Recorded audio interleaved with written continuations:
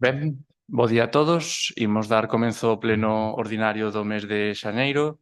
Benvidos a todos á Casa do Concello de Cabanas. Comezamos pola primeiro punto do día. A aprobación se procede das actas das sesións anteriores. Non sei se alguén ten algo que manifestar neste punto. E se non pasamos directamente á votación. Nade? Ben, procedemos polo tanto á votación. Votos a favor de aprobar as actas? Por unanimidade. Queda, polo tanto, aprobado o primeiro punto das actas. Pasamos ao segundo punto, solicitude de participación no Plan Provincial de Cooperación ás Obras e Servizos de Competencia Municipal, o Plan Único de Concellos POS-Plus 2024, da Deputación Provincial da Coruña. Neste punto, informa a secretaria. Tendo en conta que o Pleno da Deputación Provincial da Coruña, con data 24 de novembro de 2023, aprobou as bases reguladoras do Plan Provincial de Cooperación ás Obras e Servizos de Competencia Municipal, Plan Único de Concellos, POS-Plus 2024, que se destina aos 93 concellos da provincia, cuixo texto íntegro foi publicado no Boletín Oficial da Provincia número 227 do 28 de novembro, considerando que, segundo previsto nas ditas bases, a solicitude do Plan Provincial de Cooperación de Obras e Servizos de Competencia Municipal estará integrado necesariamente por un acordo plenario, segundo o anexo 1 recollido nas bases, e polo que esta alcaldía propón ao Pleno da Corporación a adopción do seguinte acordo.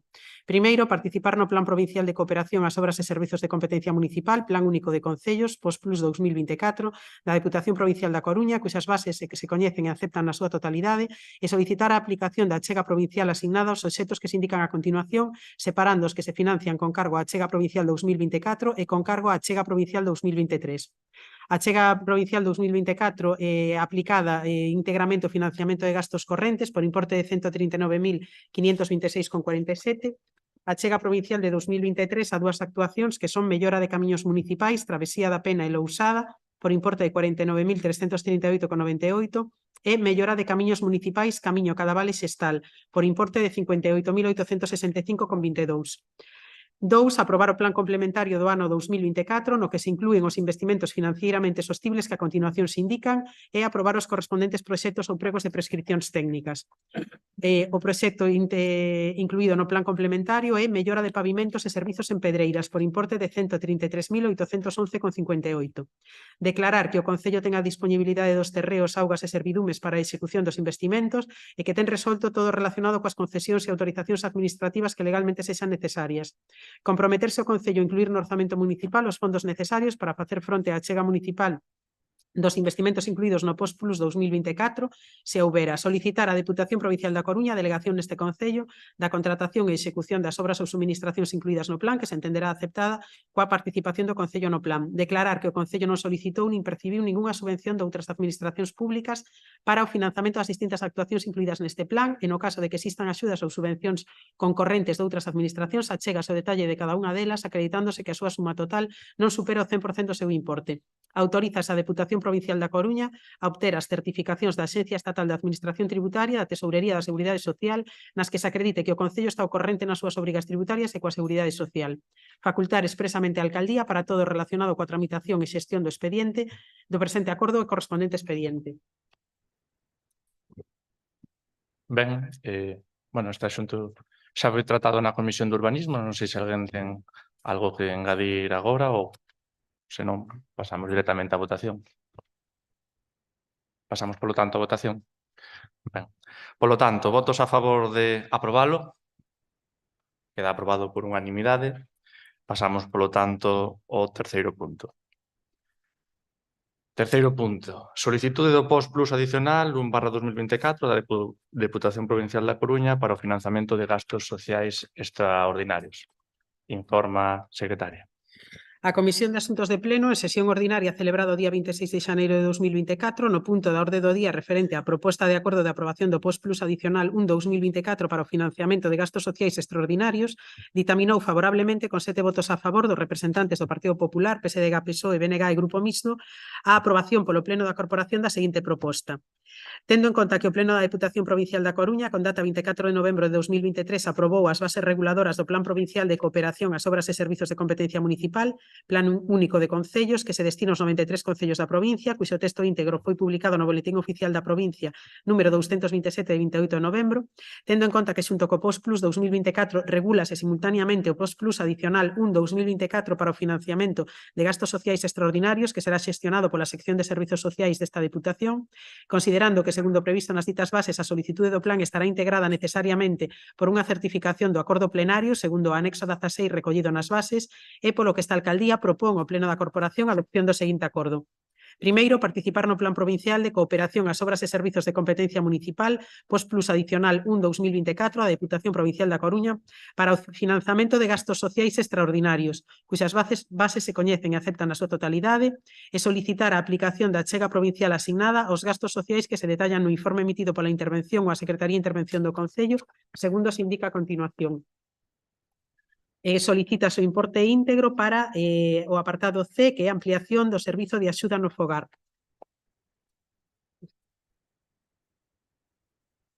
Dous, comprometerse a facer constar a colaboración da Deputación da Coruña en toda a información impresa, informática ou audiovisual que fagan das actividades ou investimentos subvencionados, así como no seu caso na súa páxina web ou redes sociais. 3, facultar expresamente a alcaldía para todo relacionado coa tramitación e xestión do presente acordo e o correspondente expediente. Ben, este punto pois foi tratado na Comisión de Asuntos do Pleno. Non sei se tamén hai alguén que queira engadir algo, e se non pasamos, polo tanto, á súa votación. Pasamos, polo tanto, á súa votación. Votos a favor de aprobar este punto? Pois por unanimidade queda aprobado e pasamos, polo tanto, ao punto 4, que é o Plan Estratégico de Subvencións 2024 a 2027. Neste punto, informe secretaria. Sí.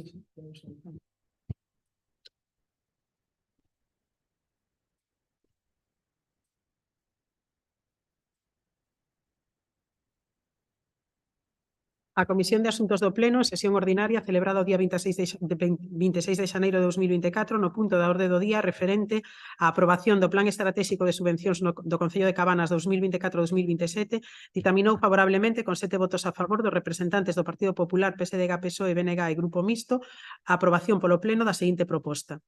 A Lei 38/2023, do 17 de novembro, xeral de subvencións, supuxe un paso máis no proceso de perfeccionamento e racionalización do sistema económico, establecendo como un dos seus principios o da transparencia, que xunto coa variedade de instrumentos que se establecen na mesma, redunda de forma directa no incremento dos niveis de eficacia e eficiencia na xestión do gasto público en materia de subvencións. O artigo 8.1 da dita lei establece que os órganos das administracións públicas ou calquera ente que propoña o establecemento de subvencións con carácter previo deberán concretar nun plan estratégico de subvencións os obxectivos e efectos que se pretenden coa súa aplicación, o prazo necesario para a súa concesión, consecución, os custes previsibles e as súas fontes de financiamento. A súa vez, a disposición final primeira de dita lei establece que o referido artigo ten carácter básico, resultando de aplicación a todas as administracións públicas. Polo tanto, en cumprimento da dita norma, é necesario elaborar polo Concello un plan estratégico de subvencións que terá carácter previo á concesión das mesmas e unha duración plurianual. No dito plan contemplaránse as áreas e materias a fomentar, así como os obxectivos e efectos que se pretendan conseguir co outorgamento das subvencións e a súa fonte de financiamento. Por todo elo e de conformidade coas atribucións da legislación vixente, propoño o Pleno da Corporación a adopción do seguinte acordo. Primeiro, aprobar o Plan Estratégico de Subvencións do Concello de Cabanas para os exercicios 2024-2027 que se achega coa seguinte proposta. Segundo, publicar o dito plan no Boletín Oficial da Provincia da Coruña, no taboleiro de anuncios da sede electrónica municipal, así como no portal de transparencia para xerar coñecemento. Ben, pois novamente este punto tamén foi tratado na Comisión de Asuntos de Pleno. Non sei se alguén quere engadir algo ou facer algunha intervención neste punto. Non sendo así, pasamos, polo tanto, á súa votación. Votos a favor de aprobar o Plan Estratégico de Subvencións 2024/2027? Por unanimidade, queda, polo tanto, aprobado este plan e o cuarto punto da orde do día. Pasamos á segunda parte do pleno, parte de control órganos da corporación. Punto 5, informes de presidencia coas resolucións da alcaldía. Informe a secretaria. Dase conta dende a resolución da alcaldía 943/2023 de 24 de novembro ata a resolución 63/2024 de 26 de xaneiro. Pasamos ao seguinte punto do día, punto sexto, mocións de urxencia, hai varias. Ben, imos comenzar, como sempre, de maior a menor. Por favor, señora Santamarina. Bos días a todos. O Partido Popular de Cabanas presenta unha moción polo estado actual da atención primaria que, se queredes, procedo a ler integramente para a súa exposición da urxencia. A ver, nós imos a votar a favor en todas, o vimos facendo en toda a legislatura. Eu, se non tedes inconvinte, podemos votar a súa urxencia e logo xa que faga a exposición directamente, salvo que querades propiamente debatir a urxencia, pero nós pola nosa parte o vimos facendo toda a legislatura, vótase a favor da urxencia de todas.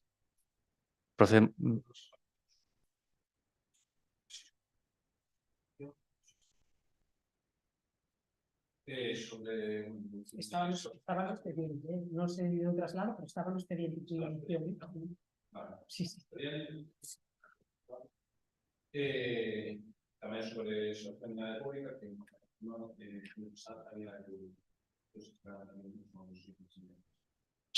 Nós tamén temos registrada tamén esa subida a expediente, unha moción tamén é a mesma que ten seguramente Somos Cabanas, porque tamén é a da plataforma de Sosanidade Pública. A vosa é moi parecida.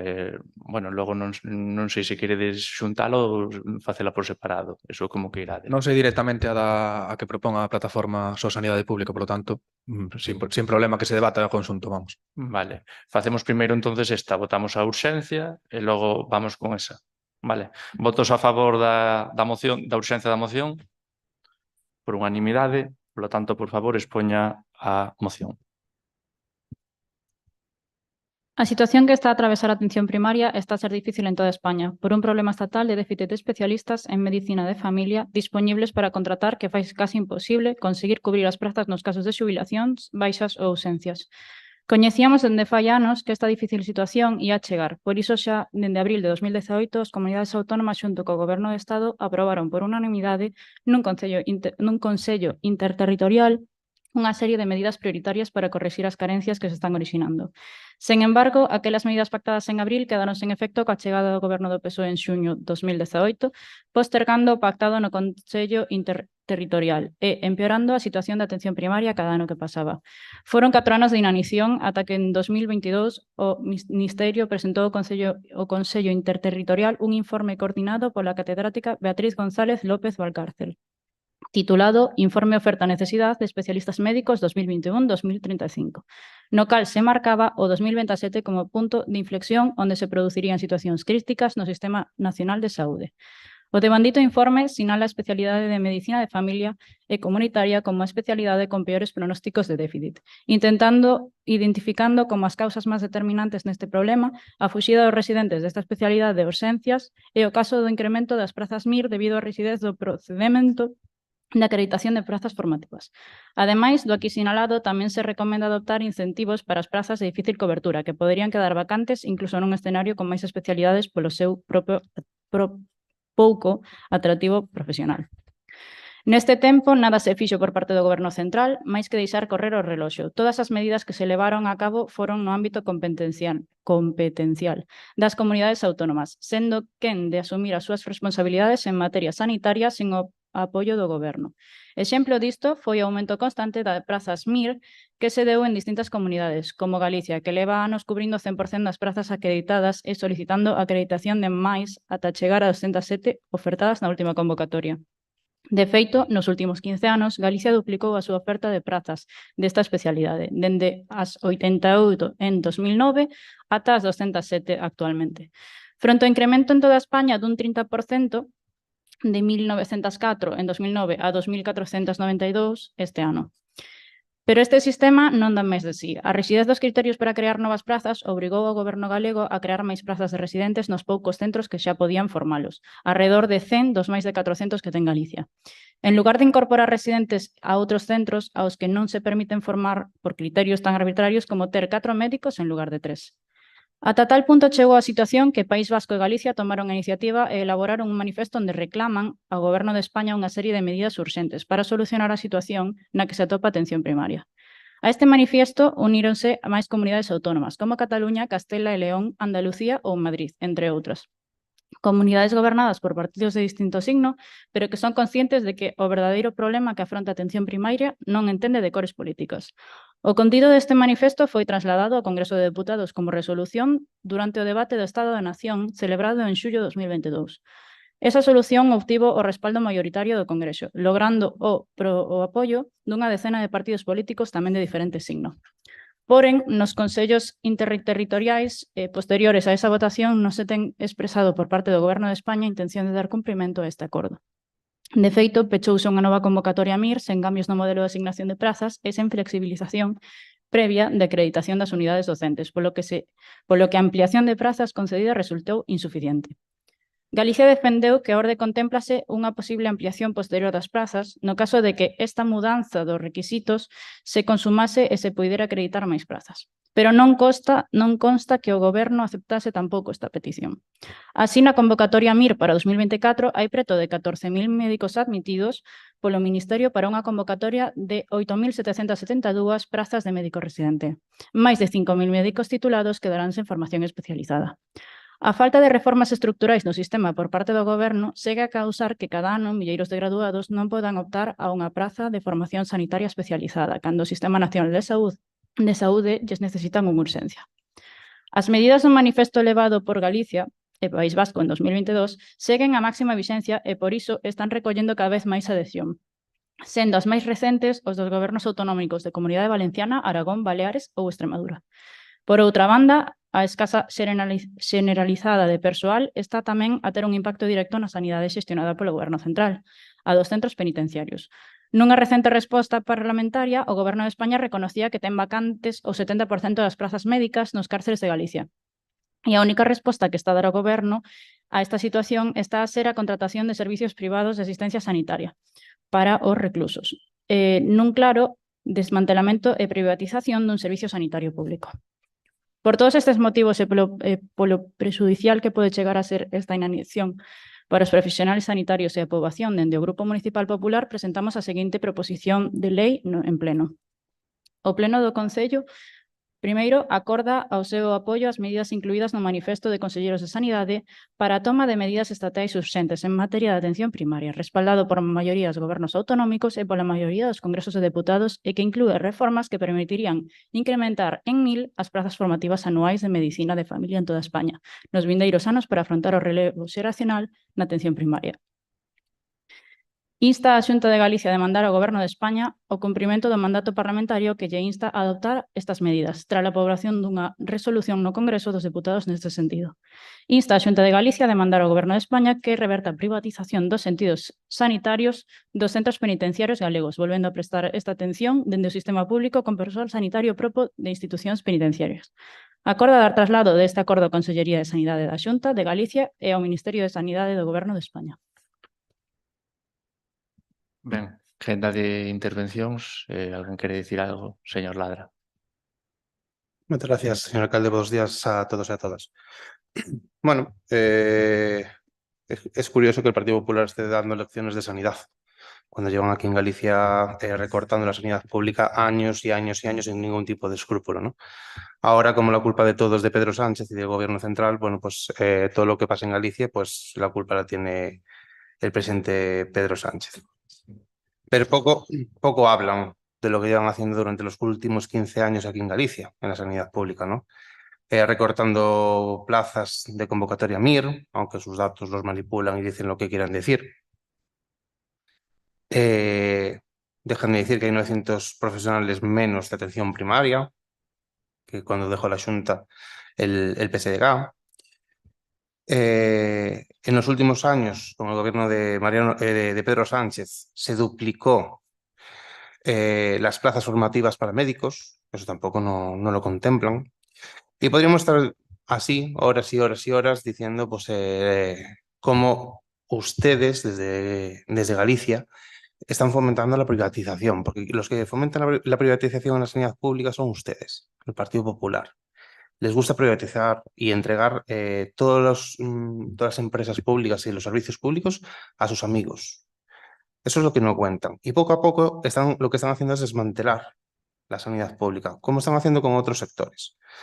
Por ejemplo, el del transporte, se está viendo que lo están haciendo muy bien. Es decir, están haciendo una privatización en toda regla a poquitos, pero poco a poco veremos cómo el servicio público de transporte gallego pasará a manos de sus amigos. Así que lecciones las justas y necesarias. Nos vamos a centrar en lo que es necesario y esperemos que próximamente haya otro gobierno aquí en Galicia que se centre realmente en lo necesario, que es en la sanidad. La sanidad es primordial aquí en Galicia. Y en Galicia, la Xunta de Galicia mira para otro lado, porque no está interesada en dar un buen servicio. Señor Varela. Moitas grazas e bo día a todas e todos. Obviamente, o noso posicionamento vai ser rotundamente en contra e de denuncia desta manobra de distracción por parte dun Partido Popular que está contra as cordas e que sabe que a súa nefasta xestión da sanidade lles pode facer, como así fará, perder o goberno da Xunta de Galiza. A moción non está pensada para aportar solucións, senón para responsabilizar a outros do desastre sanitario no que está inmerso o noso país, especialmente a atención primaria.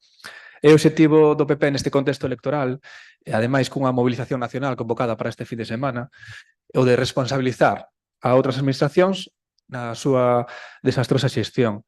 Esta moción é unha burla ao conxunto da sociedade galega, en especial a veciñanza de Cabanas. O que reclaman como o bálsamo que pode curar os males da atención primaria é falaz. É unha manobra de distracción para quitar o foco sobre o auténtico problema que ten a atención primaria. 15 anos de goberno do PP esnaquizando a sanidade pública galega, e sábeno ben. O Partido Popular no goberno galego sabe desde hai anos que faltan profesionais para cubrir todas as prazas existentes e as próximas vacantes por xubilación. Non planificaron nin a curto, nin a medio, nin a longo prazo. E a pesar das moitas veces que foron advertidos desde o BNG do que ia acontecer se non topaban as medidas. Levamos no BNG anos denunciando medidas para garantir o relevo xeracional dos profesionais da sanidade pública. Dado o altísimo número de xubilacións que se ian producir, e a resposta do Partido Popular cal foi? Sempre facer caso omiso. A falta de profesionais non é unha novidade, mas o Sergas nunca atendeu este problema. Moi ao contrario, votou sempre en contra das iniciativas presentadas polo BNG no Parlamento galego que advertían sobre a situación e demandaban medidas. Sabían o que ia acontecer? Por suposto que sí que o sabían. O PP tiña os informes da situación dos Sergas e de como ia colapsar a atención primaria se non tomaban as medidas. Fixeron vostedes algo por evitalo? Non. Moi ao contrario. O que fixeron foi poñer o acelerador para chegar á meta dos naquizo da sanidade pública galega canto antes para facilitarlle o negocio á sanidade privada. Pois sempre foi ese o seu objetivo. Reduciron orzamento, reduciron o número de prazas MIR. O goberno de Rajoy mantivo a tasa de reposición que só permitía repoñer un profesional por cada vez que se xubilaban, un déficit absoluto de convocatoria de prazas. En o que respecta a atención primaria, seguen quedando prazas MIR sen cubrir. Na convocatoria do ano pasado quedaron 39. Dos que rematan seguen sendo moitos que non aceptan quedar en atención primaria. Por exemplo, na área de Santiago, de 11 só quedaron 2. Na de Vigo, de 17 só quedaron 7. En Ourense, de 14 quedaron 4. O Sergas segue practicando a precariedade e o abuso laboral, como ven de denunciar o colectivo de enfermeiras en Loita. O 51,80% do persoal de enfermaría é temporal, 6.000 profesionais, fronte aos 5.581 propietarios de praza. O recorte entre 2009 e 2024 en atención primaria é de 2.193.390 euros. Aplicando a inflación, a atención primaria tería que ser 473 millóns de euros máis. Segundo o último informe anual do Sistema de Saúde publicado polo Ministerio a principios de novembro, Galiza segue estando á cola a atención primaria, 11,79% fronte ao 14,17% de media do Estado. Case 2,5 puntos de diferenza. En definitiva, unha descoordinación e unha falta de planificación absoluta diante da cal só poñer o esforzo en crear poñen ese esforzo en crear un relato que non creen nin vostedes. Falta estabilidade e unhas condicións laborais dignas. E sobra improvisación e mentiras. Non é suficiente con reclamar máis prazas. Se os profesionais non teñen as condicións laborais dignas, se non se prestixa a atención primaria, se non se establecen os criterios para as ratios que permitan unha atención de calidade no sistema público de saúde. Ten responsabilidades o goberno español, claro que as ten, a empezar por non ter eliminado a tasa de reposición, mas as competencias que ten a Xunta de Galicia permiten levar a cabo actuacións que mellorarían moito esa situación. As propostas do Partido Popular serían cribles se empezaran por facilitar información de cantas plazas hai, onde, como están cubertas, cantas se precisan. serían cribles se puxeran en marcha todas as actuacións que dependen da Xunta. Por exemplo, aumentar o orzamento como mínimo para estar na media do Estado, é dicir, 200 millóns de euros máis, garantir a capacidade de calidade docente para atender a formación dos profesionais do MIR. Non pode haber unha rebaixa da formación, todo o contrario, sobre todo se queremos ter profesionais ben formados no noso sistema sanitario. Non podes acreditar a todo o mundo para ter titor, nin todos os centros para recibir residentes, porque non se dan as condicións axeitadas para unha atención de calidade e unha formación de calidade. Deberían elaborar con urxencia o plano de ordenación de recursos humanos para identificar as necesidades de persoal de cada colectivo e proceder á súa cobertura en todas as categorías. Deberían rematar coa política de precariedade e explotación da contratación, ofertando contratos dignos para evitar que sigan marchando os profesionais a outras comunidades ou tamén para a sanidade privada. Deberían poñer en marcha un plan de retorno e captación dos profesionais que emigraron ou optaron pola sanidade privada, baseando na convocatoria de todas as plazas vacantes, a estabilidade laboral, a eliminación da precariedade na contratación. Deberían incorporar a carteira de servizos de atención primaria categorías imprescindibles para prestar unha atención integral e descolapsar as listas de espera, persoal de psicoloxía, terapeutas, logopedas, traballadoras sociais, podólogos, ópticos, e deberían poñer en marcha a carteira de servizos e recoñecer o mapa de competencias de cada categoría profesional, enfermaría, fisioterapia, matronas, TCAEs, PSXs, celadores, e das de outras categorías que habería que incorporar persoal cualificado, persoal preparado para exercer a súa propia carreira, carteira de servizos e con elo contribuir a unha mellor calidade asistencial e a desconcesionar as axendas. Non só facelo cando hai eleccións, pero, bueno, por sorte, teñen os días contados, o novo goberno da Xunta pois porá entre as súas prioridades a atención sanitaria.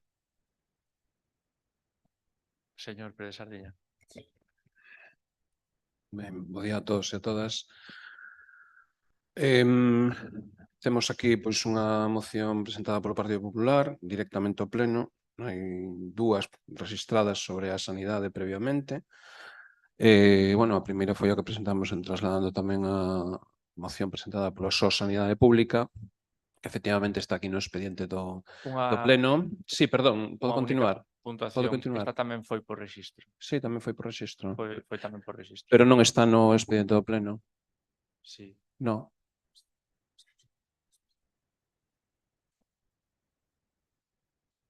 Claro, eu estou vendo agora mesmo o expediente do Pleno, sí. Estou vendo o expediente do Pleno, sí. Tal como indicou a secretaria, efectivamente. Entón, bueno, esa é a situación. É unha moción da que non temos, polo menos neste caso non poderíamos ter coñecemento.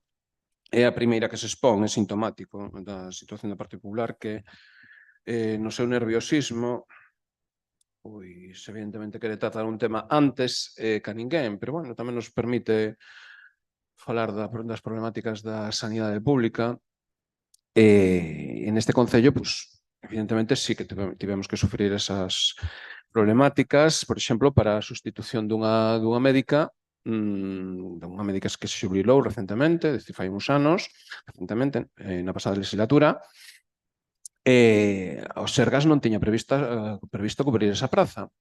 E, de feito, pois, o que se fixo, tal como se nos informou da farmacia, pois aparecían prácticamente todas as cartillas desa médica no PAC de Pontedeume, que nos ian poñer un médico desplazado, que é desprazable, non? Ou seja, pero como xa comentaron os meus compañeiros, un exemplo de precarización dos postos que tenían que prestar servizo aquí, directamente neste concello. Non imos ir ao Estado. A vostedes xa sei que lles gusta botar a culpa todo ao Estado, cando gobernan outros partidos, parece o Partido Popular, evidentemente. Xo tivemos que sofrer na pandemia con que resulta que era o vicepresidente do goberno do Estado, bueno, no seu momento, Pablo Iglesias era o responsable da xestión das residencias da Comunidade Autónoma de Madrid. Era o que tiña a culpa de que na Comunidade Autónoma de Madrid pois houbera un protocolo de triaxe que pois causou a morte de moitos e moitas anciáns e anciás. E agora veñen outra vez co mesmo conto para a sanidade pública. A sanidade pública neste caso pois tamén estamos nunha situación moi problemática, ou hai moitos, tal e como expoñen a plataforma de sanidade pública, pois hai problemas, estas incrementando, podese incrementar o nivel de mortalidade pola precariedade na prestación do servizo público, E xa non só iso, é dicir, aí temos claramente que escoitar os profesionais, simplemente con escoitar os profesionais e as críticas que dirixen a xestión da comunidade autónoma, neste caso, da Xunta de Galicia, son claras e contundentes e céntranse na precariedade que causou a xestión do Partido Popular, e nomeadamente de Eloína Núñez Masip, que hai que poñer nomes e apelidos a estas políticas, que é prima de Alberto Núñez Feijóo, candidato do Partido Popular nas pasadas eleccións xerais ao goberno do Estado. Non sei se ese é o seu modelo, eu penso que sí, que pois o que fixeron foi literalmente precarizar, por exemplo, algo do que se queixaban que eran os médicos MIR, o tema das prazas de que había que incrementar no Estado. Non, señores. Os profesionais explican como teñen que facer ou como teñen que atender 65 pacientes nunha mañán na atención primaria. Os profesionais explícannos pois como teñía que facer gardas de mellor de máis de 24 horas, 48, 72 ou as que lle cadrara. Contratos de luns, mércores e xoves. Luns, mércores e xoves. Un contrato de luns, mércores e xoves. O resto da semana e o fin de semana, é dicir, non teñen ni sequera dereito ao descanso. É unha situación demencial na atención primaria que o que provocou, e iso recoñecen os profesionais, é concretamente que xente marchara de Galicia a outras comunidades autónomas ou a Portugal ou onde fose, e que non queren volver con este sistema precario de contratación que teñen montado nos Sergas. Grazas a esta señora, que resulta que é a xerente da área sanitaria de Santiago de Compostela e é a que peores listas de espera ten de toda a Galicia. O sea, un modelo de xestión, pero ao revés. Por que se xestiona mal o público? Moi fácil. Para derivalo ao privado, non? Que é unha cousa que sí que introducimos na nosa moción e que sí que foi aprobado tamén en Ferrol. En Ferrol concretaron as súas demandas en canto a temas sanitarios. E un dos problemas que nos atopamos nesta comarca co tema sanitario é que a xente ven sendo derivada ao hospital privado Juan Cardona. Entón, iso hai que expoñelo, é dicir, a mal funcionamento do servizo público deriva en gastos extraordinarios a empresas privadas que fan negocio coa sanidade, non? Entón, evidentemente, ese é un dos problemas os que nos temos que enfrontar, evidentemente. Entón, aí está a raíz de todo. Xa non son no tema de MIR, senón tamén no tema de enfermería, que está exactamente igual, enfermeiras dobrando turnos, triplicando turnos, enfermeiras traballando na privada e na pública, e todo así. É dicir, por qué? Pois porque a pública non ofrece garantías. É unha precarización continua e a xente escapa e busca estabilidade. Se ten outras comunidades autónomas, non volve. Despois non volve para aquí. Entón, que buscan crear máis prazas MIR cando a xente non vai volver? Se teñen o sistema así montado. A que lles van volver? A traballar precariamente? É que non ten sentido. Ese é o gran problema da sanidade pública, evidentemente, e ten un responsable que é o Partido Popular coas súas políticas encaminhadas á privatización. Hai, polo tanto, que isto dino os profesionais, hai que acometer un plan de ordenación de recursos humanos. Plan de ordenación de recursos humanos. O mellor aquí en Cabanas o que nos queríamos aplicar era o plan de concentración no PAC de Pontedeume, e acabou o lío, non? Iba a desaparecer unha praza e con iso se aproveitaban e eliminaban un centro de saúde, ademais que é incómodo, porque total, como está a 3 kilómetros do PAC, bueno, ustedes en sanidade pública polo vexo non pensan. Pensaron, por exemplo, que a vista das obras que vai haber na ponte de Pedra, Cabanas ten o PAC de referencia na outra banda da ponte? Os veciños e veciñas de Cabanas, cando teñen unha urxencia, van ter que agardar as caravanas que se van formar na ponte para ser atendidos, incrementando o tempo de atención, moi evidentemente. Vostedes non pensaron niso? Eu creo que non, porque tampouco lles interesa convocar unha comisión para falar destas cousas. Entón, témolas que falar no pleno e botallelas á cara porque non son capaces ni siquiera de falar do que é importante, non? Nese sentido, vemos que o Partido Popular interesa máis ben pouco falar dos problemas da sanidade. Neste caso, pois, tamén dos problemas da sanidade a nivel local. Así, Galicia, neste caso, pois, é unha das comunidades que ten peores índices de atención. Ese é o modelo que queren exportar ao resto de España. Mal vamos, se así, non? Pola nosa banda, imos votar en contra da moción do Partido Popular porque nos parece oportunista, vantaxista. Non entendemos a que ven presentar unha moción que ni sequera está no expediente. Adiantala a outras que, bueno, poden ser defendibles en conxunto sin ningún problema ou podrían ser debatidas en conxunto. E pola nosa banda, pois, nada máis, temos as cousas claras neste sentido. Señora Santamarina. É unha pena que vostedes non queran votar a favor dunha medida que quere mellorar esta situación en atención primaria, sexa presentada por nós ou sexa presentada por vostedes. Además, queríamos facer referencia a que en realidade non é que só hayan quedado 33 plazas en Galicia pendentes de atención primaria, senón que han quedado 131 en toda España. A maioría son da Comunidade de Navarra, seguidas por outras comunidades, como pode ser Castilla e León. Creemos que isto non ten que ver directamente con que sexa o partido político que está a estropear a sanidade. É algo que temos un problema xeral, creo que deberíamos estar todos de acordo e hacer as medidas necesarias para mellorarlo. Tamén destacar que o problema de falta de médicos, como veña dicindo, non se dá solamente en Galicia. Aquí hai un falta de médicos en toda España e é o que estamos a intentar mostrarnos con esta moción.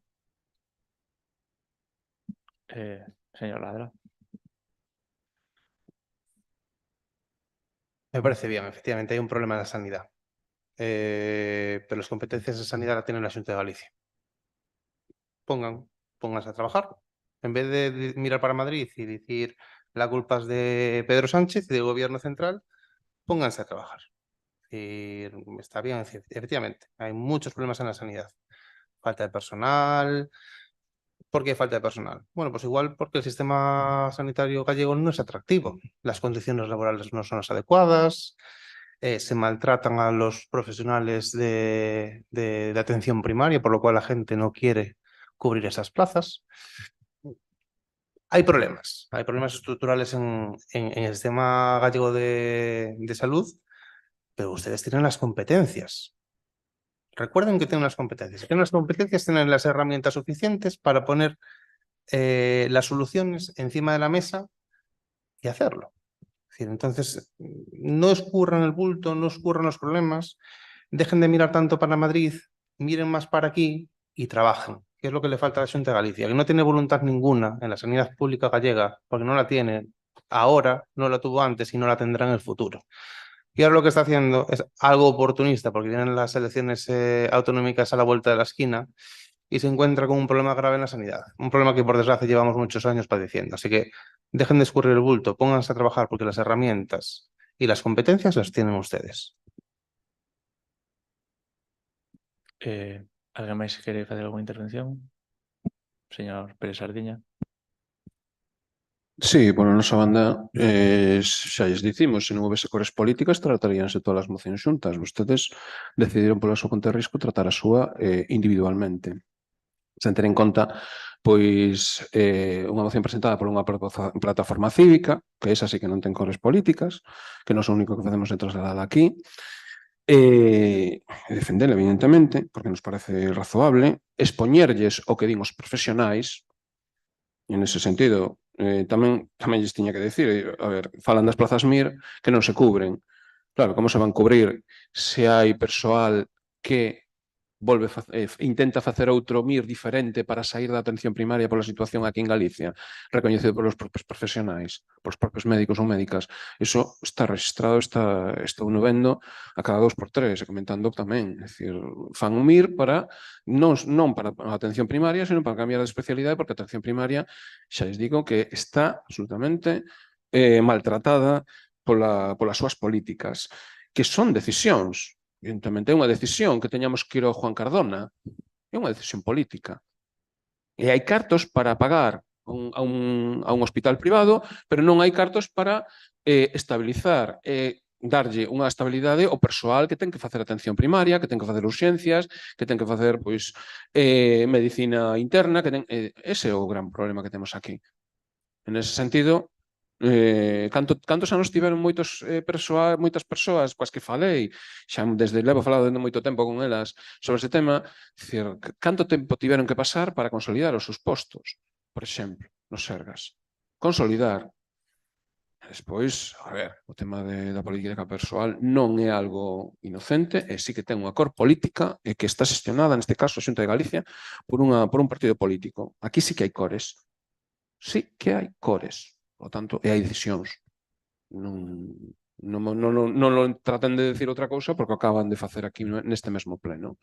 Coa decisión que tomaron, pois debatendo esa moción en solitario. Parecenos correcto, aceptámolo, debatémolo e manifestámolo tamén e poñémonos en contra desa opción. Nada máis. Ben, moitas grazas polas súas intervencións. Acusan vostedes o Grupo Municipal Popular do Oportunista con esta moción cando, polo menos do outro lado, hai unha moción que versa sobre o mesmo tema casualmente no mesmo tempo ou co mesmo prazo de unhas eleccións autonómicas á vista. Esa mesma acusación podría facerse nos dous sentidos, sería totalmente válida ou inválida para ambos sentidos porque todos temos que recoñecer que sabemos que no horizonte temos unhas eleccións autonómicas próximamente á vista.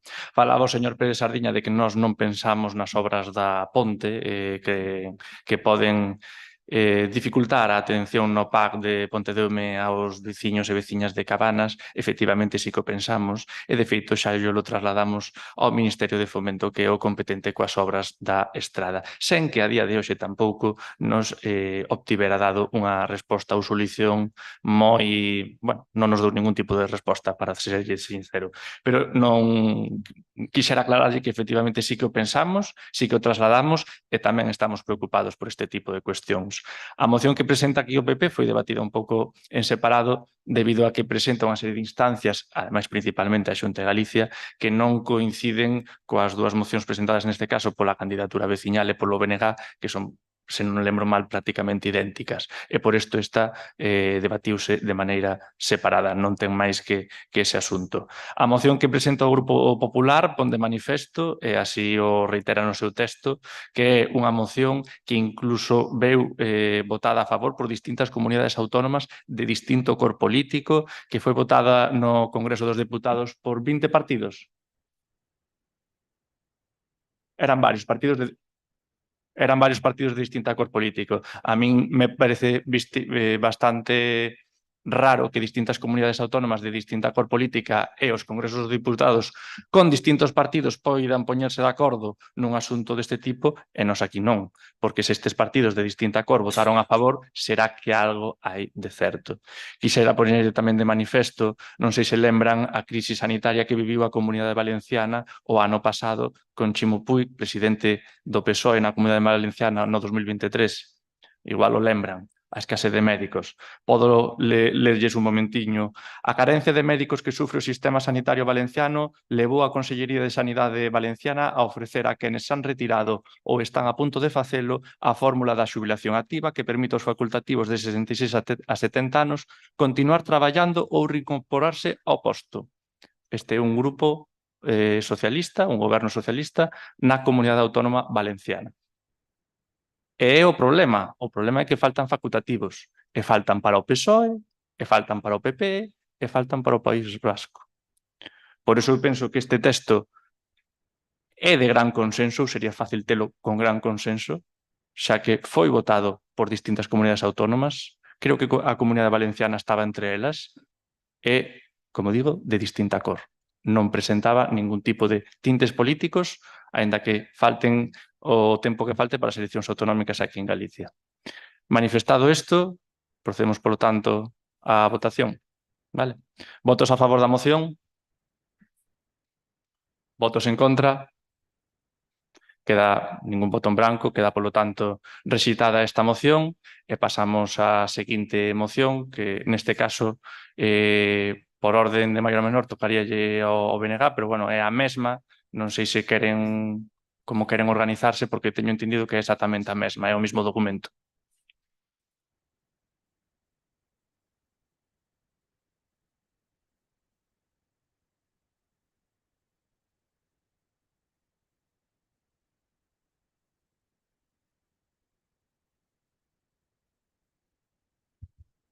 Sí. Queríamos preguntar se é posible que lea alguén da plataforma a moción, aproveitando que están aquí.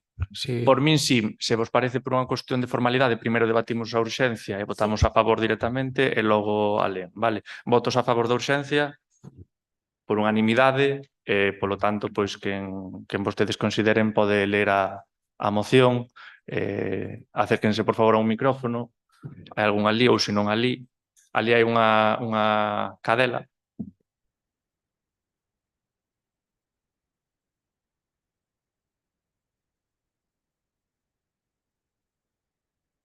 Perdoa, é que se non colles o micrófono non vai quedar registrado.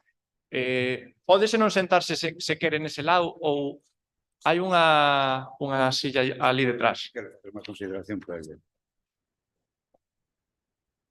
Perdón. Bueno, iba a falar o compañeiro, pero quero facer unha consideración previa a ler o manifesto. Vamos a ver, aquí non estamos discutindo a plataforma polo tema de que o que pode pasar en Valencia, o que pode pasar en Madrid, o que pode pasar en Galicia. Estamos falando Perdoa, é que non se pode facer a consideración previa agora. Se non... lectura, na máis. Ten que ler a moción, porque hemos votado a urxencia da moción e, polo tanto, hai que ler a moción. Eu quería facer unha consideración previa. O que quería facer é unha consideración previa de que se está desviando a sanidade pública hacia a sanidade privada. É unha forma de privatización. Imos ver, nós desde Sanidade Pública Ferrolterra, que estamos dentro da Sanidade Pública da plataforma de Sanidade Pública Galicia, facemos 13 peticións, 13 consideracións. Non sei se queres que chas lea ou preferides que vos pasa ou preferides que vos las pase, non? Mira, non vimos a discutir nada de a sanidade de Madrid, que xa sabemos todos como está, nin a de Valencia, nin a de outros lados, non? Nos falamos da sanidade pública de Galicia, non? Tamén queremos dicirvos, aos señores do Partido Popular e aos demais, que supoño que tamén estaredes enterados, de que hai 43.000 personas en Galicia esperando por listas de espera para operarse. E que teñen listas de espera de máis de un ano. Vale? Iso hai que poñelo así, non? E en canto á atención primaria, saberedes que, se non chamade por teléfono ahora mismo, a media son 15 días de esperar para que o médico te atenda, o médico de atención primaria. 15 días como mínimo. O sea, se isto é unha sanidade pública, tá. Bueno, por que? Por varias razóns, ocurre por varias razóns, porque a precariedade que están tendo os médicos e o personal sanitario nos Sergas é indigna, vale? E incluso, vamos, incumple todos os estatutos dos traballadores, porque están traballando, pues, a maior parte deles unha media de unhas 60 horas semanales, cando os estatutos dos traballadores falan de 40 horas semanales, non? Vale. Ben, podíamos ler as propostas que nosotros temos, non? Que pedimos, non? Incrementar o orzamento sanitario, especialmente na atención primaria, ata o 25% do total que indica a Organización Mundial da Saúde, garantizando que na contabilidade deste incremento non se compute o gasto farmacéutico nin o custo do sector privado racionalizado, eliminando da derivación sistemática de pacientes aos centros concertados privados. Incrementar urxentemente o persoal de medicina familiar, pediátrica e enfermería. Incorporar por aquí os sanitarios de nova categorías profesionais necesarias como psicoloxía clínica, fisioterapia, logopedia, terapia ocupacional, podoloxía, traballo social, atención temprá, nutricionismo, higiene bucodental ou optometría, aumento do número de plazas de formación do personal, acreditación dos novos centros para a docencia, priorización das consultas presenciais nos centros sanitarios e remate das listas de garda nos centros de saúde. Apertura dos centros de saúde pechados e creación de novos, donde sexa necesario. A apertura dos centros e dotalos de equipamento. Control e coordinación dos procesos asistenciais do paciente dende a atención primaria. Reintegración do servicio de ambulancias ao sistema público.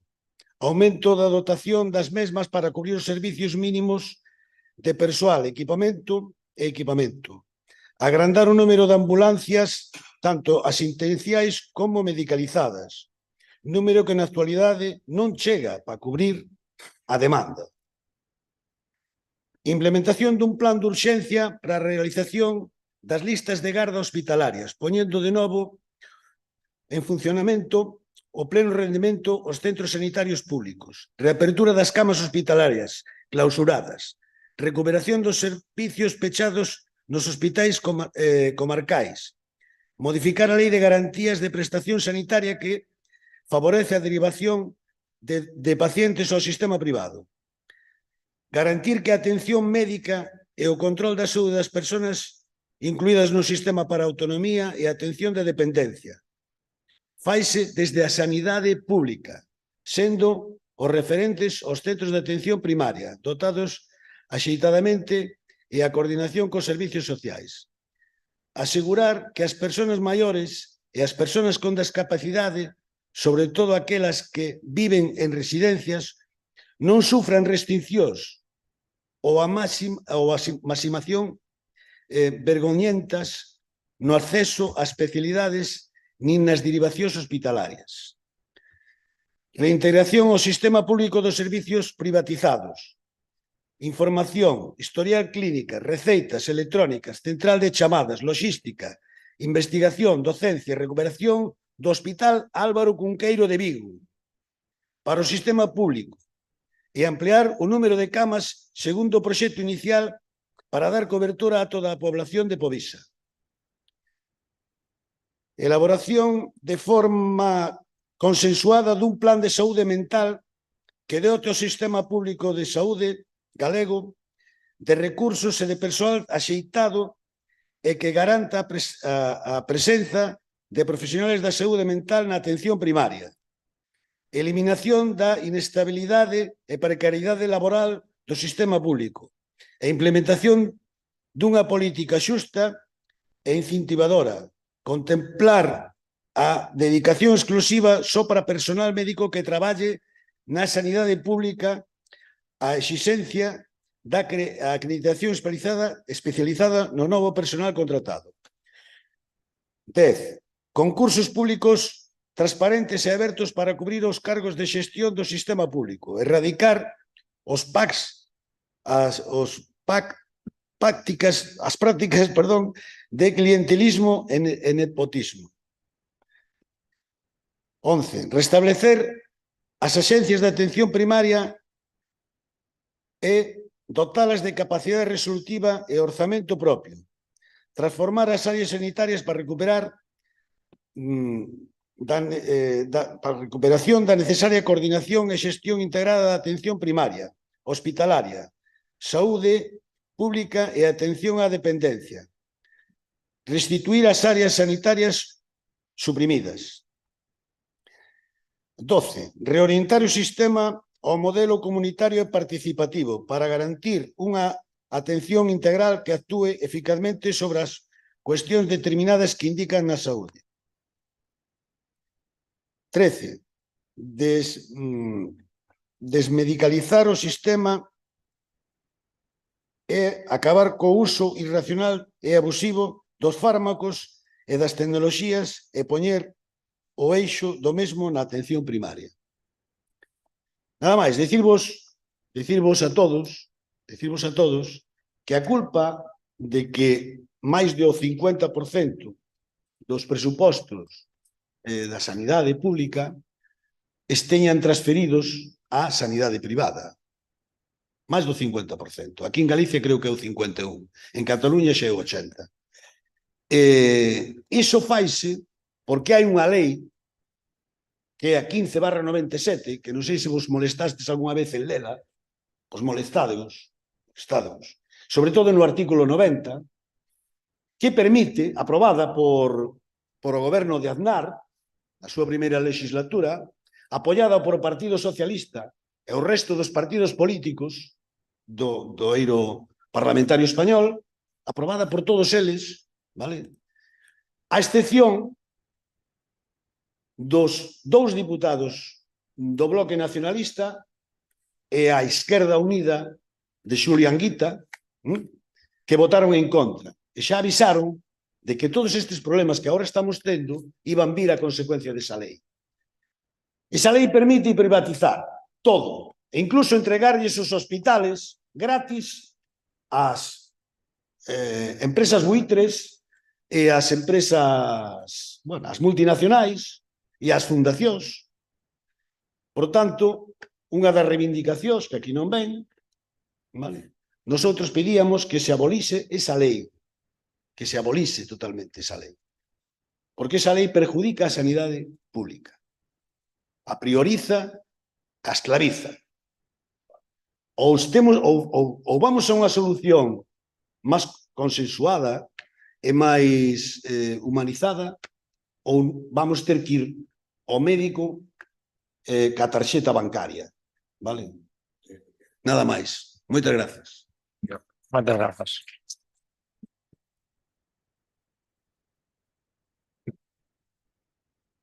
Quenda de intervencións, señor Varela. Sí, moi brevemente, porque xa dixemos todo o que tiñamos que dicer na anterior palabra que tivemos. Eu só quería dar as grazas aos portavoces de Só Sanidade Pública por traer hoxe aquí a dignidade a este pleno ante un Partido Popular que tuvo a ocorrencia de responder a esa convocatoria nacional que hai para este domingo, non convocada por uns partidos, sino por unha plataforma que aglutina a dúcias de entidades que están a loitar por unha sanidade pública. Grazas por vir aquí a acompañarnos hoxe e encher este Concello de dignidade. A un Partido Popular que minte máis que fala, porque din que acaban de decir aquí que 20 partidos apoiaron non sei que proposta do Partido Popular no Congreso dos Diputados. Infórmense un pouco. Hai 11 partidos con representación no Congreso dos Diputados. Entón, si van a empregar uns argumentos que lles pasan non sei quen, fagan un mínimo de revisar. Só teñen que entrar na página do Congreso dos Diputados e das Diputadas e ver que hai 11 partidos con representación. Así que dificilmente puderon 20 votar a favor do Partido Popular. Nada máis. Señor Pérez Sardiña. Ben, grazas aos membros da Plataforma de Só Sanidade Pública que viñeron aquí a que expuxeran as súas propostas, que foi o que trasladamos directamente ao pleno. Somos meros transmisores desas propostas para que se saquen adiante, sen cor política, evidentemente, non como fixo o Partido Popular presentando unha opción pola porta de atrás, utilizando ademais a súa presidencia para ese ventaxismo, ese oportunismo. Ademais, traendo aquí a colación casos como de Valencia sen que se lles poida contestar, evidentemente, na anterior intervención, que nos parece indecente, sinceramente, porque non se acordan do tempo que gobernaron en Valencia e de quen é o causante en Valencia do desastre sanitario. Imagínense se son responsables vostedes dese desastre sanitario, que noticia do 20 de outubro de 2023, xusto despois das eleccións autonómicas en Valencia, xa que lle gusta falar de Valencia, falemos de Valencia. Resulta que Partido Popular e Vox recuperan a xestión pública de hospitais privatizados na época do Partido Popular. Concretamente, os hospitais privatizados totalmente de Denia, Manises, e non son capaces de rescatar os socios que teñen ali en Elche. En Elche non poden rescatar, os outros dous sí, pero xa o facerán máis adiante. Ou seja, con cartos públicos rescatan fracasos privados de vostedes, do seu modelo. Esa é a situación que, como ben apuntaron os compañeros da plataforma, a Lei 1597 no seu artigo 90, permite este tipo de xestión que leva o sistema sanitario a unha situación de desastre. Non lle bota culpa a Ximo Puig, fan autocrítica, deixense de facer demagoxia con estas cousas. O que sei que teñamos que apuntar eran dúas cuestións para aquí, para a comarca, que non viñan apuntadas aí no que son os 13 puntos básicos da plataforma a nivel de Galicia. Un era, precisamente, a derivación de pacientes ao que é neste sentido, propoñemos rexeitar a derivación de pacientes ao Hospital Privado Juan Cardona, de Caranza, iso por unha banda. E despois, no punto 3, a apertura dos centros de saúde pechados e a creación de novos onde sexa necesario coa dotación suficiente para realizar a súa labor. En Cabanas entendemos que temos un centro de saúde dos anos 80, finais dos 80, e ese centro de saúde está obsoleto, non reúne os requisitos mínimos establecidos polo propio Sergas para os servizos que ten que dar ali, agora mesmo. Non reúne, non ten as medidas básicas de consultas, nin as medidas básicas de persoal de enfermería, están nun sitio onde só podría haber unha enfermeira e un médico. No noso centro de saúde, que foi para o que foi deseñado, actualmente hai 2 médicos, 2 enfermeiras, e vamos perdendo servizos ano tras ano debido ás propias limitacións de espazo dese centro. Por lo tanto, por iso sempre que podemos requirimos un novo centro de saúde para Cabanas, porque é lógico que os profesionais poidan ter un sitio onde traballar dignamente. Entón, esas son as dúas cuestións que queremos deixar encima da mesa para consideración do Pleno e que se poden incluir tamén na moción da plataforma, pois tamén estaríamos moi agradecidos. Nada máis. Moitas gracias, señor Pérez Sardiña. Creo deducir da súa intervención que o goberno de PP, dende que goberna no 2023 na Comunidade Valenciana, recuperou dos hospitales públicos que estaban privatizados. Bueno. Vale. Acudiu ao rescate. De todas formas, fágame o favor, vostede non ten o turno de palabra, que a miña intervención é co señor Pérez Sardiña, vale? O público ten que guardar silencio. Por favor, garden silencio.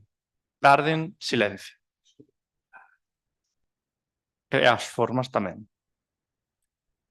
Como lle decía, é o que deduzco da súa intervención. Ben, o curioso é que a culpa sempre é do PP, porque os problemas na área sanitaria de Valencia, cando gobernaba Chimo Puig, eran do PP, sen embargo, agora gobernaba el, e agora volve a gobernar o PP. Seguirán tamén sendo do PP. O caso é que, evidentemente, os veciños e veciñas de Valencia, pois, algunha discrepancia deben ter, porque antes gobernaba o PSOE e agora volve a gobernar o PP ali. Vale. Respecto aos datos dos grupos parlamentarios, evidentemente, esa votación do grupo do Congreso dos Deputados foi na anterior legislatura, non sei se estaban mirando os datos de agora ou da anterior, da 2022, que foi cando tivo lugar a votación. Pola nosa parte, dende o Grupo Popular, a nos parecenos ben a elaboración destes puntos, votaremos a favor porque son puntos lóxicos, os vemos coherentes, e evidentemente sempre hai cousas por mellorar, tanto na listaxe de espera, no proceso de selección, tamén hai cousas que mellorar na atención primaria, no Centro de Saúde de Cabanas, evidentemente neso se traballa, tentar decir que aquí hai algo perfecto que non é mellorable, faltar a verdade completamente. Evidentemente hai cousas que mellorar. Outra cousa é que agora mesmo este mellor, peor, ben, aí podemos entrar a falar. Lendo completamente os puntos, eu xa lle digo, non vexo por que non podemos votar a favor, porque estamos de acordo con todos eles, e non hai maior problema. Quixera puntualizar novamente o caso das privatizacións, porque moitas veces falase moito das privatizacións, é un arma de doble fío. As privatizacións depende da forma, do motivo, do tempo, poden ser sí ou non. Por poñer un exemplo, que é a modo de exemplo simplemente.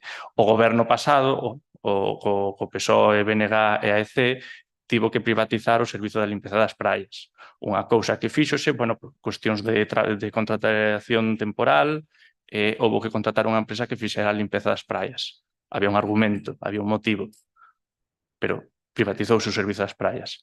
Moitas veces na sanidade hai que entrar a saber cal é o motivo da privatización. Unha cousa é que haya unha sobredemanda nun punto determinado dun momento temporal e, polo tanto, poidan derivarse certos pacientes a un hospital privado para darlles solución de maneira máis axiña, e a outra, por favor, e outra é que sexa de maneira recurrente. Eso hai que diferenciar. Vale. Procedemos por alegacións. Segunda, perdón. Adiante. Muchas gracias, señor alcalde. Dar las gracias aquí a la plataforma por exponer su manifiesto. Evidentemente nosotros lo vamos a apoyar con total alegría. Y porque, evidentemente, pues la plataforma, como ustedes bien dicen, no tiene color, son vecinos y vecinas de diferentes lugares que lo que hacen es defender sus derechos, ya que el gobierno no lo hace. Dijo ahora mismo algo que, bueno, dijo muchas cosas, entre otras cosas que el ejemplo casi a seguir sería la Comunidad Valenciana, ¿no? Sí, bueno, la Comunidad Valenciana no es un ejemplo a seguir porque, bueno, la cuna de la corrupción en España fue la Comunidad Valenciana presidida por el Partido Popular, ¿no? Y la situación de la Comunidad Valenciana fue nefasta. Es decir, evidentemente en 4 años no se pudo corregir todo lo que se tendría que corregir. No voy a entrar en el debate de la Comunidad Valenciana, que es problema de los valencianos y valencianas. Evidentemente, nosotros estamos en Galicia, por lo cual nos centramos en Galicia, pero bueno, sí que es verdad que, bueno, ponga como ejemplo Valencia, bueno, es un poquito discutible. Hizo referencia ahora a privatizar un servicio de playas. Efectivamente, bueno, fue un año puntual, pero no me compare un servicio de obras y servicios de un concello, pues un servicio a un servicio básico, como puede ser la sanidad. No son servicios comparables, señor alcalde. No tiene nada que ver, porque el servicio básico de la sanidad no es comparable a que un año, por motivo X, por falta de personal en el ayuntamiento, pues se sacara a concurso ese servicio. Punto. Fue un año y al año siguiente hubo el servicio con contratación propia del concello. No ponga comparaciones que no son comparables. Es decir, los servicios básicos son y deberían de ser sagrados y bajo ningún concepto ser privatizados. Señor Pérez Sardiña. Sí, xa lle puntualizaron moi ben aquí os representantes da plataforma de Sosanidade Pública as miñas palabras, que o dixen rescate non é o mesmo que o que estaba dicindo vostede. Entendo que pois, o exemplo que vostede dixo da Comunidade Valenciana é o máis desafortunado que se lle poidera ter ocorrido, porque evidentemente previamente a que estivera Ximo Puig estivo o Partido Popular, que foi o que realizou esas privatizacións íntegras de hospitais, que temos aquí o modelo. De feito, unhas dúas cuestións que se propoñen aquí é a xestión do Hospital Álvaro Cunqueiro de Vigo, que vai nesa liña, non? Que din recuperar antes de que se desfonde como se desfondaron os hospitais de outras comunidades, non? Que xa temos aí eses exemplos. Neste sentido, pois é o modelo que tratan de aplicar tamén en Galicia o Partido Popular, igualmente, que foi o que iniciou en Valencia. É que explicar estas cousas a min é que xa me resulta un pouco de fastío, non? É dicir, é un aburrimento. Que todo o mundo lo habrá, se non é Pedro Sánchez, se me puxen, se non se me puxen, non, é que antes non houve ninguén. Resulta que eses hospitais apareceron privatizados. Por qué? Pois por cuestións divinas. Non, miren, perdoen, hai unha decisión política que é que a saúde pública é unha cuestión económica ou non é unha cuestión económica. É negocio ou é outra cousa. A saúde pública. A limpeza de praias é negocio? Pregunto. É negocio a limpeza de praias? Creo que non, verdade? É un servicio público. A sanidade ten que ser un servizo público porque temos que garantir a vida dos cidadáns e cidadás. Esa é a cuestión de fondo. Cal é a decisión do Partido Popular? Facer negocio coa sanidade. Non ven os exemplos dos Estados Unidos? Que hai xente que se ten que empeñar a súa vida ou morrer porque non pode pagar un tratamento. Esa é a situación, ese é o contraste. Ese era o camiño que querían seguir algúns, porque claro, aí ven negocio, porque na sanidade todo o mundo, queira ou non, pues, vai ter unha enfermidade ou vai ter un problema na súa vida, e se non ten un sistema de asistencia, o que lle queda é o empobrecemento. E por ser persoas que se enferman, teñen que empobrecer. Esa é a mensaxe que nos queren lanzar, ou que nos queren defender. Eu isto non o entendo. Que fixeron, o que lles dixen eu, rescataron hospitais, non están rescatando os doentes, están rescatando a quen lle entregaron a xestión deses hospitais, económicamente. En vez de rescatar persoas, en vez de salvar a vida de persoas. Onde estamos centrados? Esa é a diferenza. E aí sí que hai cores políticas. Vostedes poden votar a favor desta moción, parecenos ben, pero revisen o que fan os seus dirixentes a outros niveis. Porque non teñen nada que ver co que están facendo aquí co seu voto. Entendemos, evidentemente, que presentanse en outra moción partidista, neste caso, para intentar tapar esta. Pero non o compartimos e por iso votamos en contra. Poideron falar coa plataforma, incluir as súas propostas, falar cos restos dos grupos, poderon facer moitas cousas. Chegaron aquí e optaron pola vía do enfrontamento. Pola vía do enfrontamento co tema sanitario. Ademais, enfrontamento e refrega sucia política, porque eu estas xogadas políticas eu hai moito tempo que non as vexo, e creo que aí equivocáronse. Sinceramente. É facer isto coa sanidade pública en por riba. Vamos, é que xa... Eu insisto en incluir polo menos o tema do Centro de Saúde de Cardeita, que está obsoleto, iso temos que polo menos requirir un edificio novo por unha banda, e tamén incluir ao rexeitamento á derivación de doentes ao Hospital Privado Juan Cardona de Caranza. Creo que esas dúas cuestións deben de estar aí, porque son cuestións que nos afectan aquí na comarca. Non sei o que poñen os máis grupos, pero engadiría o todo o que expuxo a plataforma. E nada máis. Moitas grazas. Ben, enfrontamento, señor Pérez Sardiña, non houve ningún. Esta moción xa estaba para presentar, foi presentada en tempo, foi presentada en rexistro. Recentemente vimos que está presente no expediente e cumpliu todos os trámites como o resto de mocións. Bueno, no expediente figura agora mesmo o comprobamos. Non sei. Sí, estaba no apartado de documentación. Entón, bueno... Está no apartado de documentación. Está metida do día 30, Xosé Manuel, que a administración electrónica é o que ten. Que as datas son as cousas. Non sei, está desde o día 30 aí metido, que pasa que está noutro apartado. Que me directamente... No, é do día 30, estou che dicindo. Bueno, seguir sus cazos legais. Vale. Vostede, señor...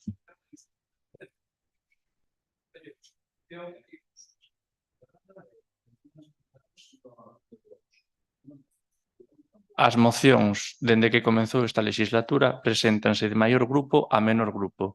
As quendas de intervención en roldas de preguntas van de maior a peor. Chámase orde. E síguese orde. É coherente. Sen máis, señor Ladra, vostede non quere entrar na Comunidade Valenciana, pero estivo entrando no tema novamente. Bueno, evidentemente hai cousas que mellorar, eu non digo que non, tampouco eu quero entrar, pero os valencianos finalmente creo que cambiaron de opinión recentemente e algo habrán apreciado para ese cambio. Votamos, polo tanto, a moción, se non hai máis intervencións. Votos a favor de aprobar a moción? Queda aprobada pola unanimidade, polo tanto, apróbase a moción e pasamos ao seguinte punto de día, que son os rogos e preguntas. Temos outra moción. Perdón, adiante coa moción. Hai máis mocións? Sí. Comece vostede, señor Varela. É unha moción solicitándolle ao Goberno Municipal a reversión da decisión de renunciar á obra de humanización da Avenida da Areal. Entón, se votamos a urxencia... Eu a ausencia vamos votar a favor, co cal procedemos coa votación. Por unanimidade, por favor, expoña a moción. Ben, como dicía, é unha moción solicitándolle ao Goberno Municipal a reversión da decisión de renunciar á obra de humanización da Avenida da Areal. O Grupo Municipal do BNG, ao haber a legislación vixente, presenta ante o Pleno para o seu debate posterior a acordo a seguinte moción. Exposición de motivos. A Nacional 651 é a principal vía de comunicación de Cabanas, mais en moitas ocasións é tamén un auténtico tranco á mobilidade. A escaseza de pasos de peóns, a falta ou inadecuación de beirarrúas ou a súa concepción e configuración como estrada que atravesa o concello en lugar de vertebralo dificultan a mobilidade interna, os itinerarios peonís ou en medios de transporte alternativos e fan que a propia vía sexa un dos principais atrancos para o desenvolvemento dun modelo urbano menos hostil no noso concello. É por isto que a solicitude de actuacións sobre esta vía é unha das principais reivindicacións veciñais deste concello xa desde hai moito. O Plan de Actuacións do Ministerio de Fomento para a Humanización da Nacional 651, a seu paso polo Concello, ademais de ignorar moitas desas reivindicacións veciñais e seguir a presentar os problemas dun modelo errado e anticuado, leva anos dormindo no caixón do Ministerio, con gobernos tanto do PSOE primeiro como despois do Partido Popular e agora do PSOE Sumar. Con dotacións nos orzamentos que ao comezo eran simbólicas, que máis adiante nunca se executaban e que acabaron últimamente desaparecendo directamente. E cunha única constante durante todo este proceso, o traballo parlamentar do BNG solicitando estas actuacións, mediante a presentación de emendas que foron sistemáticamente votadas en contra pola maioría do momento. A inacción do Ministerio de Fomento levou ao anterior goberno municipal a decidir actuar, presentar un plan para unha parte do trazado e buscar financiamento alternativo, conseguindo 180.000 euros da Deputación da Coruña. O treito sobre o que se decidiu actuar é precisamente o treito que concentra a maior parte do tecido comercial do concello e que na actualidade presenta problemas graves de seguridade viaria, de permeabilidade ao movimento peonil, de inundacións e, sobre todo, de accesibilidade, con zonas nas que o paso dunha cadeira de rodas ou un carriño devé é prácticamente imposible. É por iso que as obras ían máis alá dunha simple humanización, facendo unha actuación integral que creaba novos pasos de cebra, actuaba nas beirarrúas, eliminaba os problemas de accesibilidade, reordeaba aparcadoiros, accesos e cambios de sentido, sustituía e reparaba canalizacións para evitar inundacións, actuaba na iluminación, unhas actuacións que pretendían crear outro modelo de estrada e que o anterior goberno municipal consideraba unha primeira fase que se debería estender ao conxunto do trazado da estrada polo concello, co financiamento externo que corresponde. Son unhas actuacións que son urxentes. É verdade que as actuacións deberían efectivamente ser asumidas pola Administración propietaria da vía, o Ministerio de Fomento, pero Cabanas non pode agardar máis. Os problemas de accesibilidade e inundacións en particular fan desas actuacións unha necesidade imprescindible, algo que o anterior goberno municipal entendía claramente. É por esta situación de urxencia, precisamente, polo que a decisión do novo goberno municipal de renunciar a esta obra causou tanto en nós como entre o conxunto da veciñanza sorpresa e estupor. Unha decisión que supón, ademais, a decisión de renunciar a 180.000 euros de financiamento externo nominativo, que é produto dun convenio e que non se vai poder dedicar a ningún outro cometido. Por todo exposto, o Grupo Municipal do BNG somete a debate e aprobación do Pleno esta moción, propondo a adopción do seguinte acordo. O Pleno do Concello de Cabanas insta ao Goberno Municipal de Cabanas a reverter a súa decisión unilateral de renunciar á obra de humanización da Avenida do Areal e levar a cabo esta actuación en tempo e forma de xeito que non se perda a subvención nominativa de 180.000 euros outorgada pola Deputación da Coruña.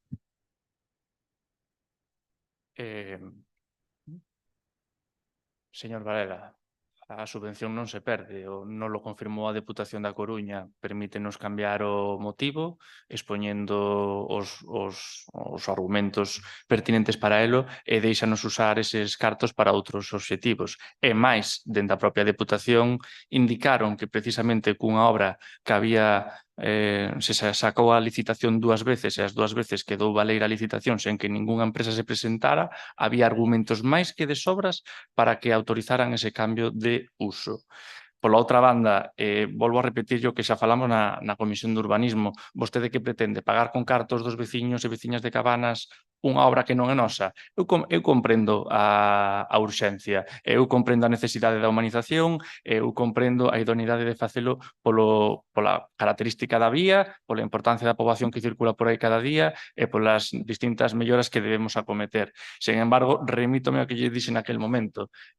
Non nos corresponde a nós. Eu non vexo a outros municipios veciños pagando outras cosas que non son deles. Eu non vexo a outros concellos pagando bueno, unha serie de obras que non son da súa competencia. Sen embargo, aquí decidiuse que sí.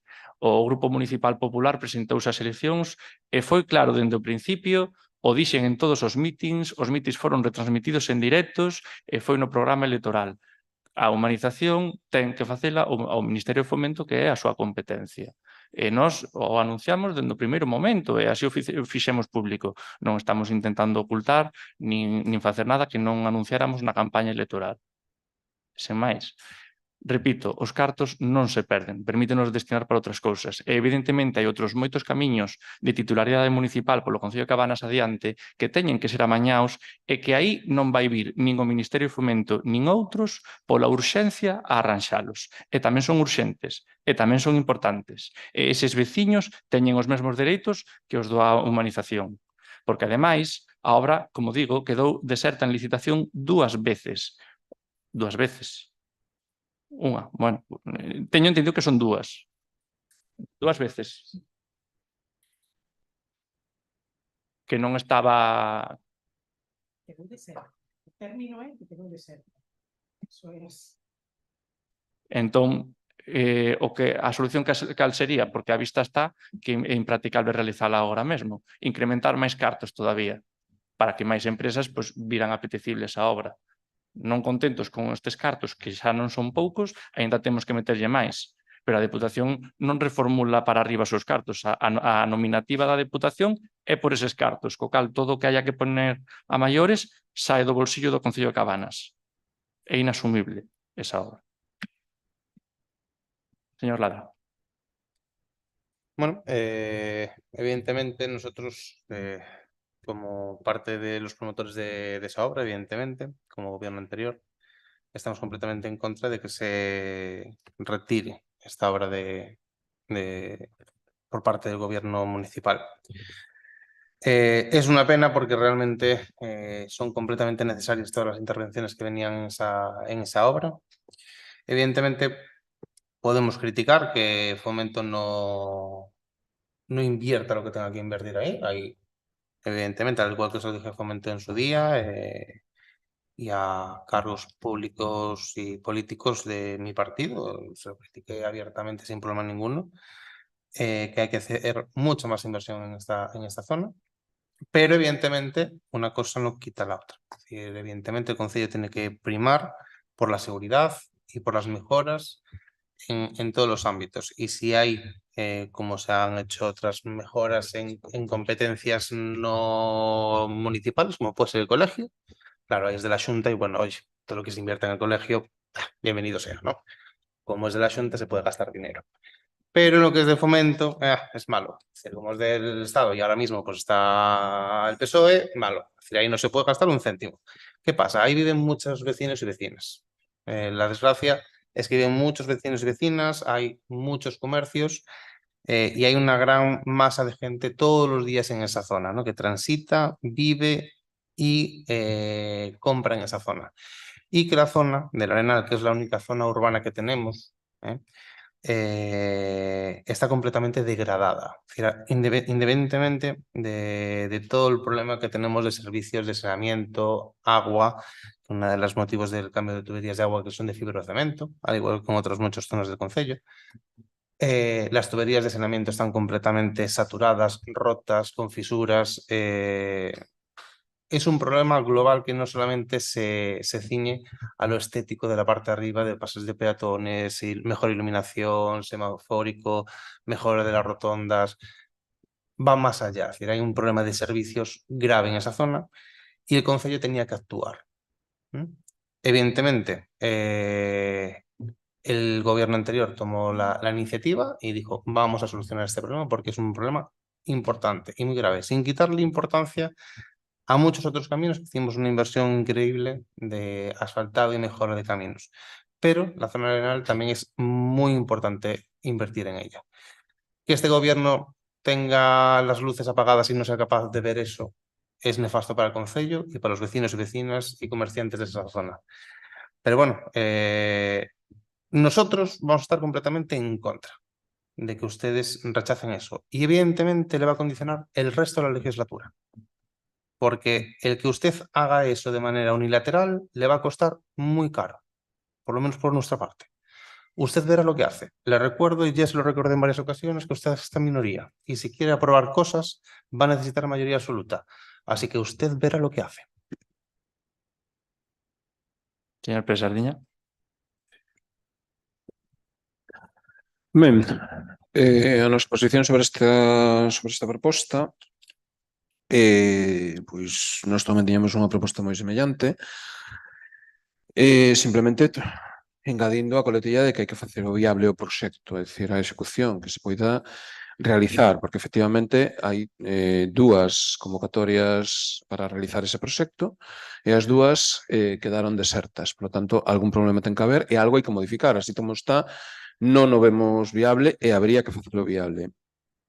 En ese sentido, con esa consideración, despois de todo o que xa les explicamos, pedindo, solicitamos unha, o Partido Socialista e nós solicitamos unha comisión para falar deste asunto e ali foi onde efectivamente o Partido Popular manifestou a súa postura de modificar eses cartos, é dicir, desviar eses cartos para outras obras.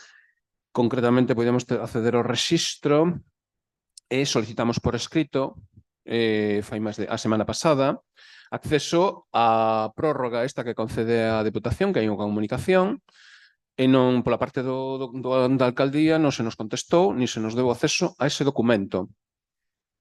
Fimos agora a primeira hora da Secretaría, se tiñamos acceso, e parece ser que a alcaldía non decidiu darnos acceso a esa información e descoñecemos cales son as condicionantes da prórroga e témonos que fiar do que nos está dicindo aquí o señor alcalde porque non temos documentalmente absolutamente nada. A pesar de pedir unha comisión por iso, explicarse ali e debater cales eran as cuestións que había de deficiencias, evidentemente, e ver a posibilidade, evidentemente, de facer viable ese proxecto que é o noso ánimo. Estivémonos no seu momento cando se volveu a sacar a licitación, explicamos por que nos abstiñamos e ao final tiñamos razón. E a ver se correximos dunha vez e nos ocupamos de facer as cousas correctamente. Non por forza se fan as cousas porque se está perdendo unha oportunidade de, cando menos, mellorar algunhas cousas que son fundamentais. Que non se pode facer todo? Pois haberá que ver que é fundamental e que é accesorio. Esa é a nosa posición. E a ver, se alguén entende que indo por os máximos que se vai facer porque sí, pois as cousas non funcionan así. E aí está a demostración. 2 veces deserto, algo hai que modificar. Por a nosa parte, teñen a mantendida para modificar o que faga falta e facelo viable. E agardamos que iso non se bote para atrás e que, inda que xa sabemos, evidentemente, que se están encargando proxectos, para suplir ese. Iso xa temos constancia nós. Xa temos constancia, non polo Partido Popular, xa yo lo digo, senón por outras vías. Evidentemente, iso parecenos unha deslealdade a esta corporación e a este pleno. Porque iso vai ter que vir a pleno, tal e como soubemos tamén nesa comisión. Está actuando o Partido Popular como se tivese maioría absoluta. Como se tivese maioría absoluta. Entón, a noso apoio á moción, con esas consideracións, non permitimos ese tipo de actuacións, nada máis. Señor Pérez Sardiña, nosotros non estamos actuando a espalda de ninguén, evidentemente, sí que estamos falando para eses proxectos dos que vostede ten constancia, pero con ánimo de poder estudar, analizar opcións, ver que custos hai, lóxicamente, antes de falalo ou traelo a ningunha comisión ou pleno, teremos que ter algo en riba da mesa, unha proposta. Esas propostas teñen quilómetros, teñen custos, teñen opcións, teñen alternativas, e nese eixo estamos a traballar. Eu, lóxicamente, eses cartos da Deputación non podo dispoñer alegremente de tanto pa aquí, tanto pa aquí, tanto pa lá. Necesito uns datos que me digan en que cifras e que actuacións podemos manexarnos. Neso andamos, non hai ningún tipo de ocultación, queremos ter a información previamente e logo poder debatila. En referencia a estas dúas intervencións, evidentemente, eu estou completamente aberto a que na parte da Estrada da Nacional Sexta que transcorre polo noso lado temos competencias, o saneamento está mal, o alumeado público presenta deficiencias, deberíamos facer algo e, lóxicamente, non é un peche en banda a non facer nada e non tocarlle a nada disso. Evidentemente, nós temos competencias municipais nesa zona e podemos traballar nesas. Outra cousa é a obra completa, tal cual estaba, e, como digo, con 2 licitacións desertas, algo evidentemente hai que modificar. Pídolle tamén desculpas porque evidentemente foi un erro, vostede tiña que ter acceso a ese documento por rexistro da Deputación da Coruña, voullelo dar agora mesmo se é posible. O documento é moi sinxelo, de apenas unha carilla, creo recordar, basicamente di que se concede a prórroga da subvención da Deputación ata finais deste ano, outubro do 2024, para dispoñer deses cartos. O cal tamén apremia que, evidentemente, as semanas van pasando e teremos que avanzar rapidamente nese tema. A lo mellor é posible facer a obra parte das obras que teñamos que acometer nese tramo da Nacional Sexta con outros cartos e dedicar estes por un motivo de xustificar as subvencións a tempo a outros ou o que sexa. Se pode negociar, se pode falar. Eu non me cerro en banda, nin estamos actuando como se tiveramos maioría absoluta. O que non queremos é, perder os cartos, 2, a obra tal cual está planteada. Nós así o plantexamos dende o primeiro momento na campaña electoral. Vale. Procedemos, señor Lada. Evidentemente, quedó desierta en 2 ocasiones. Posiblemente haya que hacer alguna modificación. Ahí podríamos estar abiertos a modificar. Pero lo que no vamos a admitir y lo que no vamos a hacer es que esos fondos no vayan para ahí.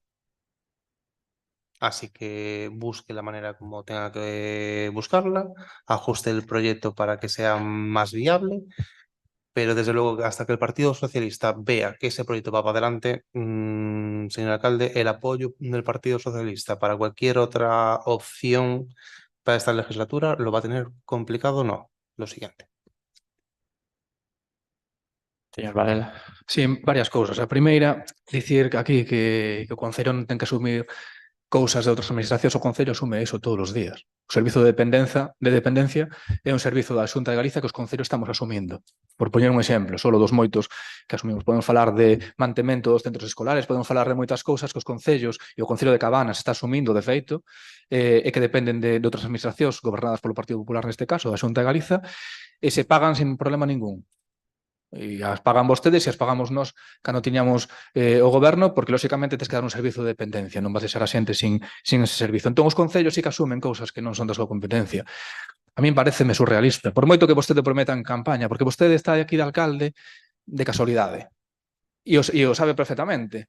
Está de casualidade porque vostede non consigue unha maioría absoluta, está porque vostede goberna, ten unha maioría simple e alguén permitiu que vostede goberne. Teñao claro. Porque aquí hai que falar claro tamén. Vostede non está aquí porque de repente tuvera unha maioría absoluta e teña carta branca para facer o que vostede quere.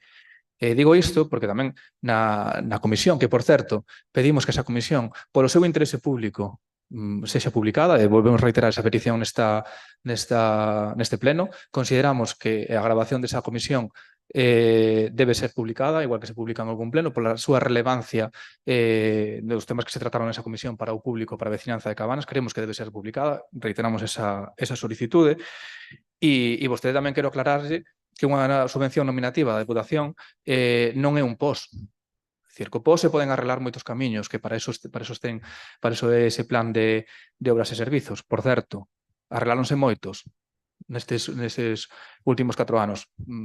Bueno, se quere fagolle unha relación, non se preocupe. Fagolle, mira, nos últimos 4 anos, Camiño de Chamoso, Camiño dos Chaos, Camiño de Sanxá, Teloi, Costa, Sauce, Ruacé, Fonfría, Modias, Valbís, Currás, Carballo da Baixo, A Veiga, Caneta, Igrexa, Día 8, Horta, Pereiro, Río dos Carneiros, Rubada, Rolo, Muiño, Lavandeira, Barreiras, Barrosa, Valdeabaixo, Carballo, Virachá, Pinemar. Tamén se reparou unha das fases da Escola Laica, obras de saneamento en Valdarriba, Pena do Pico, Parque do Areal, Porcar, Relousada.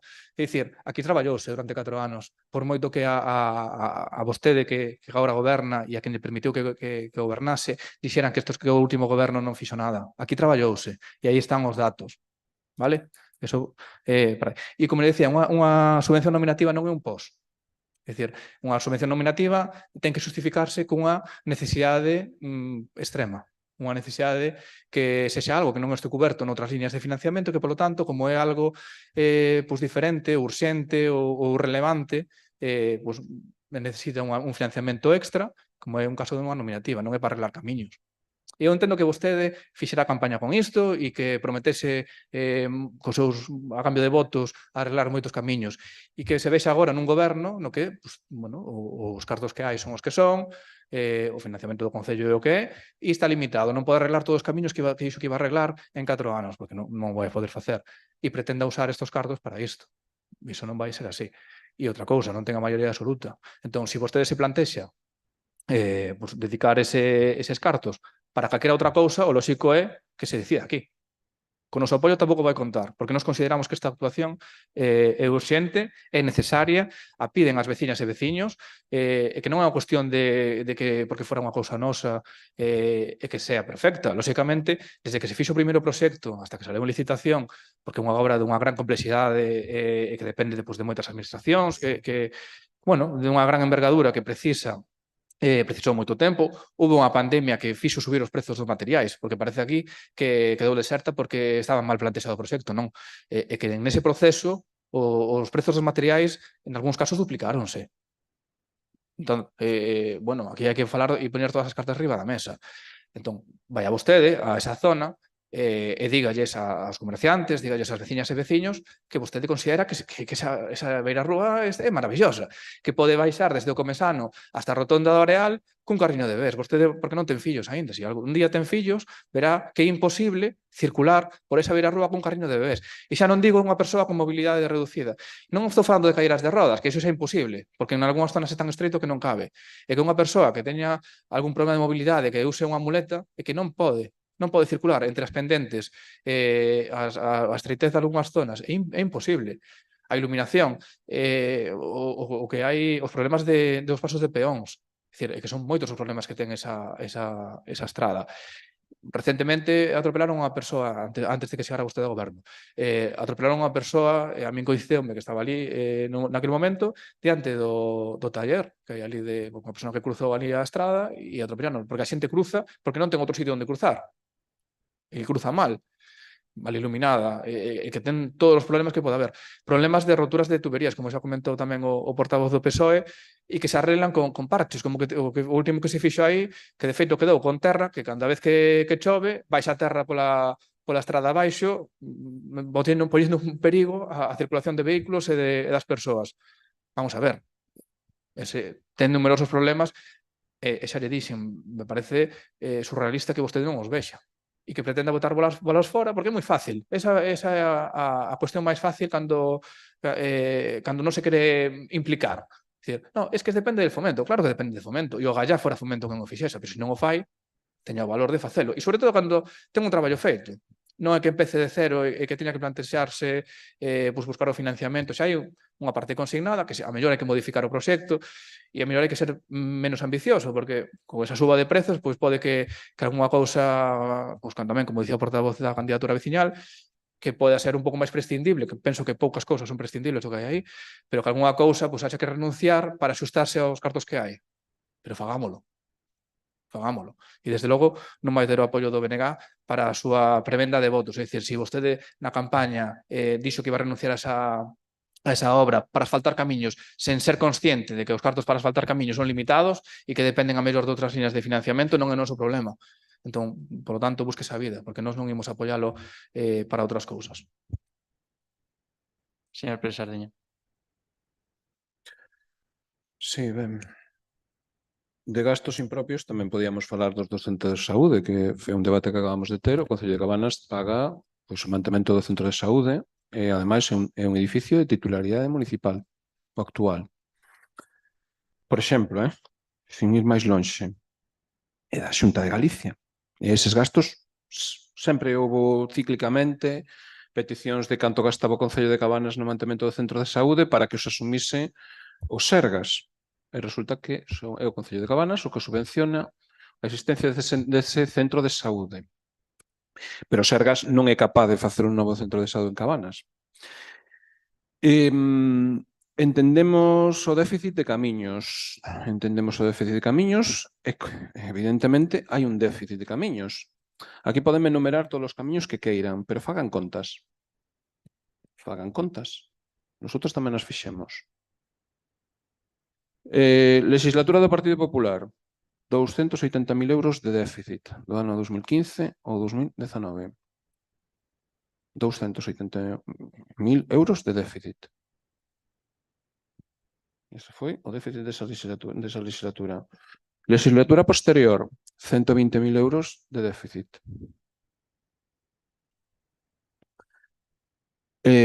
Son cuestións, evidentemente, que hai que falar. Tamén, se algúns din que está aquí o Partido Popular por culpa de alguén, digan nomes e apelidos, non pasa nada. Digan nomes e apelidos e díganos todos. Non hai unha soa persoa, porque cando tres non se entenden será porque non é por culpa dun, Iso teñeno claro. Iso teñeno claro. É moi fácil botarlle a culpa a un, pero tamén hai máis. E as condicións están publicadas na prensa. Vostedes verán que o que cumpriron e que o que non. Analicen e fagan autocrítica, que xa lle lo pedimos varias veces nese sentido. Entón, facémolo con toda a cordialidade. Non temos ningún problema, nunca tuvemos, a pesar do maltrato que subimos durante 4 anos, que lle chegou ben, que lle chegou ben. E ainda por encima, outra vez. Non, miren, acordos todos os que queiran, falando por ben. Agora, con outras actitudes, non compartimos en absoluto o que pasa.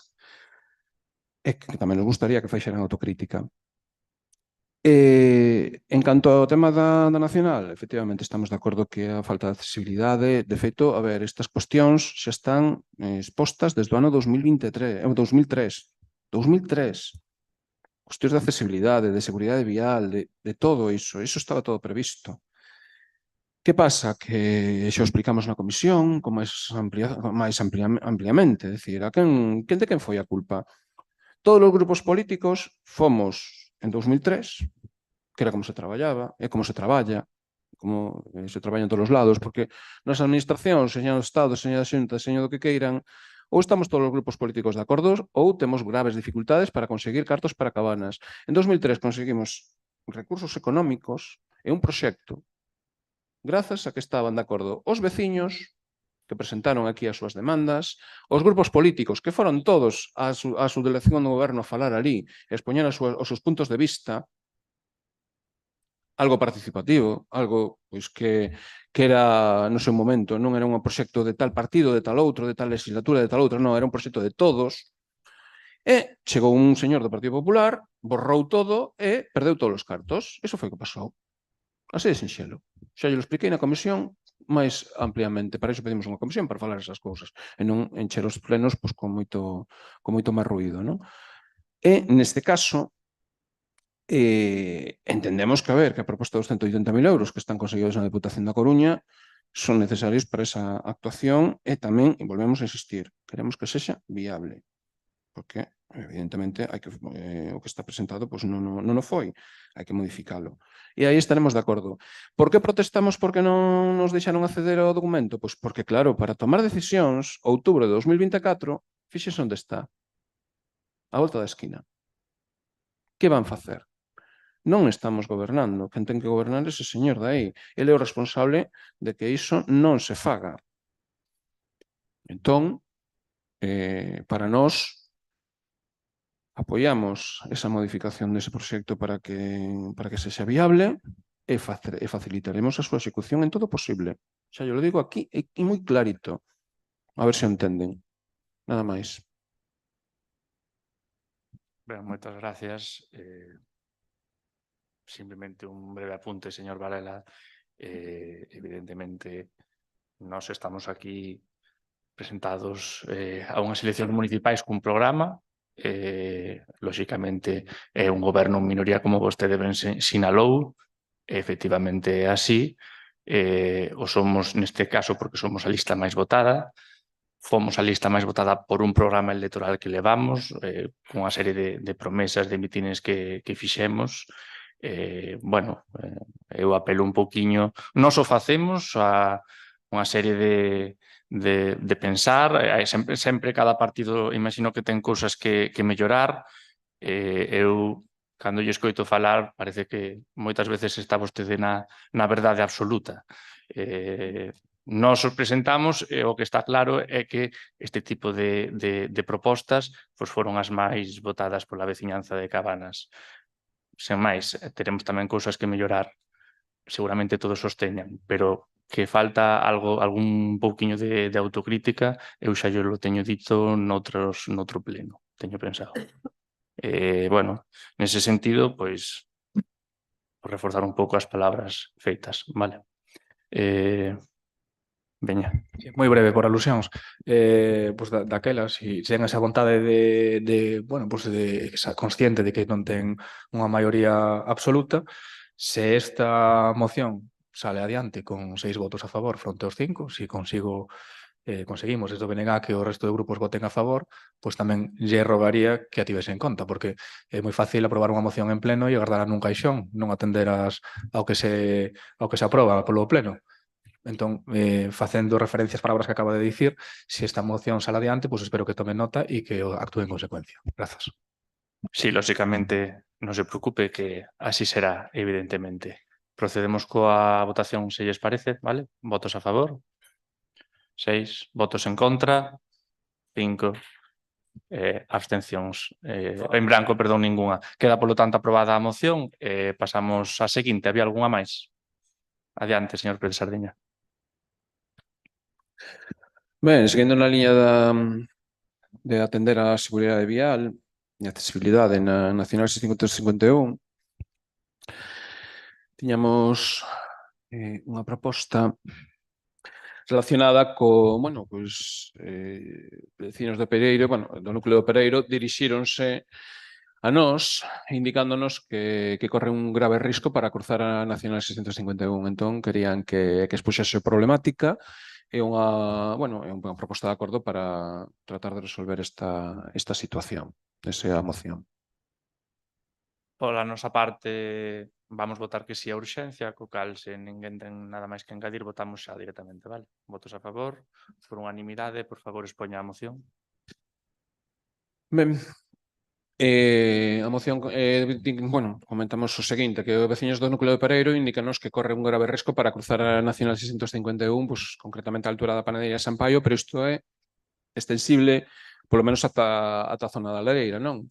Ademais, nomeadamente, coa autorización da persoa que se dirixiu a nós, chamado Ramón Piñeiro, como unhas persoas que falou con esta candidatura veciñal, pedeunos que expuxéramos este asunto no pleno. Foron varios os intentos de solucionar esta situación de risco vial nesta zona. Nesta corporación xa hai acordos dende 2003 sobre a mellora da seguridade vial en Laraxe tamén. O último que se propuxo foi a construción dunha rotonda na Opel, que foi ese proxecto que apareceu de maneira fantasma nos orzamentos xerais do Estado e despois desapareceu, non? Quedou todo en nada. A primeira demanda que non se cumpriu, que foi do ano 2003, foi limitar a velocidade a 50 km por hora dende o Pinar de Barros ata a Opel. Iso está incumprido por parte da demarcación de carreteras do Estado, non? Que non atendeu, distintas cosas políticas pasaron por aí, e en ningún caso temos esa situación, non? Nesta limitación incluiríanse tanto os núcleos do Peón como do Pereiro e, ademais, os cruzamentos despois tanto o cruzamento coa estrada de Porto como a saída de Vilar do Colo. Despois dunha curva e dun cambio de rasante, ambas as dúas, é dicir, a desvío para Porto está xusto nunha zona onde entra en curva e non hai visibilidade. a saída de Vilar do Colo xusto despois dun cambio de rasante e tamén se dificulta esa visibilidade, a parte das persoas que teñen que cruzar agora con maior asiduidade, non? Explicamos a continuación por qué. Entendemos que o acordo proposto pola Sociedade de Laraxe en 2003, que era a limitación de 50 nesa zona, podería solucionar esta problemática e evidentemente foi desbotada por Fomento, non sabemos por qué, pero poñémola outra vez en riba da mesa, que ademais esa mesma sociedade en 2003 propuxo un paso peonil neses núcleos, non? Ademais, esta demanda ven motivada polo incremento de pasos, polo incremento de pasos de peóns, porque agora mesmo a zona comercial de Vilar do Colo, concretamente os novos supermercados e outras cousas, levan a que moitos veciños e veciñas da propiedade de Laraxe, e concretamente os núcleos de Peón, da Torre, do Pereiro, crucen a estrada con maior frecuencia. Entón, só hai un paso de peóns en toda a zona que, ademais, non ten continuidade en canto a vir a rúa, porque o que hai é simplemente arcén neste momento, non? E temos que propoñerlle neste sentido se demarcación de carreteras desbota a posibilidade de facer ese paso peonil por motivos de seguridade ou a reducción de velocidade que é necesaria, aparte que teñense que reestudiar, concretamente o vial de Vilar do Colo de incorporación non está siquera sinalizado na Nacional 651, aínda que ten unha limitación a 70 nesa zona, non está sinalizado por carreteras, entendemos que temos que propoñer ao Pleno da Corporación, ademais, que, como alternativa, que se construa un paso peonil elevado, como alternativa, porque o primeiro é a seguridade dos peóns e das peoas. En este caso, a situación incrementa o risco. Que non nos acordamos antes de comentalo, pero houve un accidente recentemente no cruce do Comesano, das Cavadas, chamamos aí abaixo, sí que houve un accidente dunha señora que tamén foi atropelada recentemente, porque aí, cos xiros que fan os coches, provocan ese tipo de accidentes. Entón, tamén é necesario por outra proposta. Por iso tamén votamos a favor. Entón, en calquera caso, por o tema de Laraxe, propoñemos que o Ministerio da Demarcación de Carreteras do Estado en Galicia, instamos ao Pleno, insta a que estude e realice urxentemente a sinalización dun paso de peóns á altura do quilómetro 26.800, con regulación semafórica. E, no caso de non ser posible, estudar realizar un paso de peonil elevado para garantir o paso de persoas entre as dúas beiras da Nacional 651 que evite alcances por atropelo, que cada vez son máis frecuentes. Nesa zona, non os alcances, pero sí os pasos. E as persoas van maiores, tal como nos manifestou o señor Ramón Piñeiro, e aí estánnos indicando un problema que temos que anticiparnos e garantir a seguridade dos nosos cidadáns. Nada máis e moitas grazas. En la intervención, se alguén quere dicir algo? Por parte nosa, pois estamos completamente de acordo coa moción, por poñer ao día ao pleno xa un veciño contactou con nosco arredor de agosto, se non lembro mal, para solicitar un paso de peóns extra nese tramo cerca da entrada de Vilar do Colo. Xa se lle foi trasladado esta solicitude á demarcación de carreteras do Ministerio de Fomento na reunión que mantiven con eles en setembro. Quedaron evidentemente de estudalo, pero podemos novamente incidir e darlle traslado desta demanda máis completa. En calquera caso, pois esperamos que nos respondan o máis breve posible e o galla sea unha resposta favorable. Pola nosa parte estamos completamente de acordo e votaremos a favor. Sen máis, polo tanto, procedemos á votación da moción. Vale? Ben, votos a favor? Por unanimidade, queda aprobada. Non sei se había algunha moción máis. Adiante, por favor. Sí, efectivamente, temos outra moción en relación ao proxecto de reparación do ponte de Pontedeume na Estrada Nacional 651. Solicitamos unha comisión sobre este asunto, comisión informativa, que por parte do que o o Goberno do Partido Popular pois non se atendeu. Este proxecto de reparación da ponte de Pontedeume na carretera nacional 651 sobre a ría de Ares, desembocadura do río Eume na provincia da Coruña, pois é un proxecto que está suscitando pois bastantes inquedanzas dentro da veciñanza. Entendemos que, polo menos, habería que tratalo nos órganos desta corporación, de alguma maneira. En este caso, pois entendemos que, aínda que baixen a documentación, sí que hai que chamar a atención de que non se nos informase aos membros corporativos, concretamente, bueno, a nós, polo menos, non se nos informou de nada sobre este asunto. En este sentido, pois queremos que haxa un debate sobre esta cuestión. Nada máis. Votamos, polo tanto, a urxencia. Votos a favor? Por unanimidade, por favor, expoña a moción.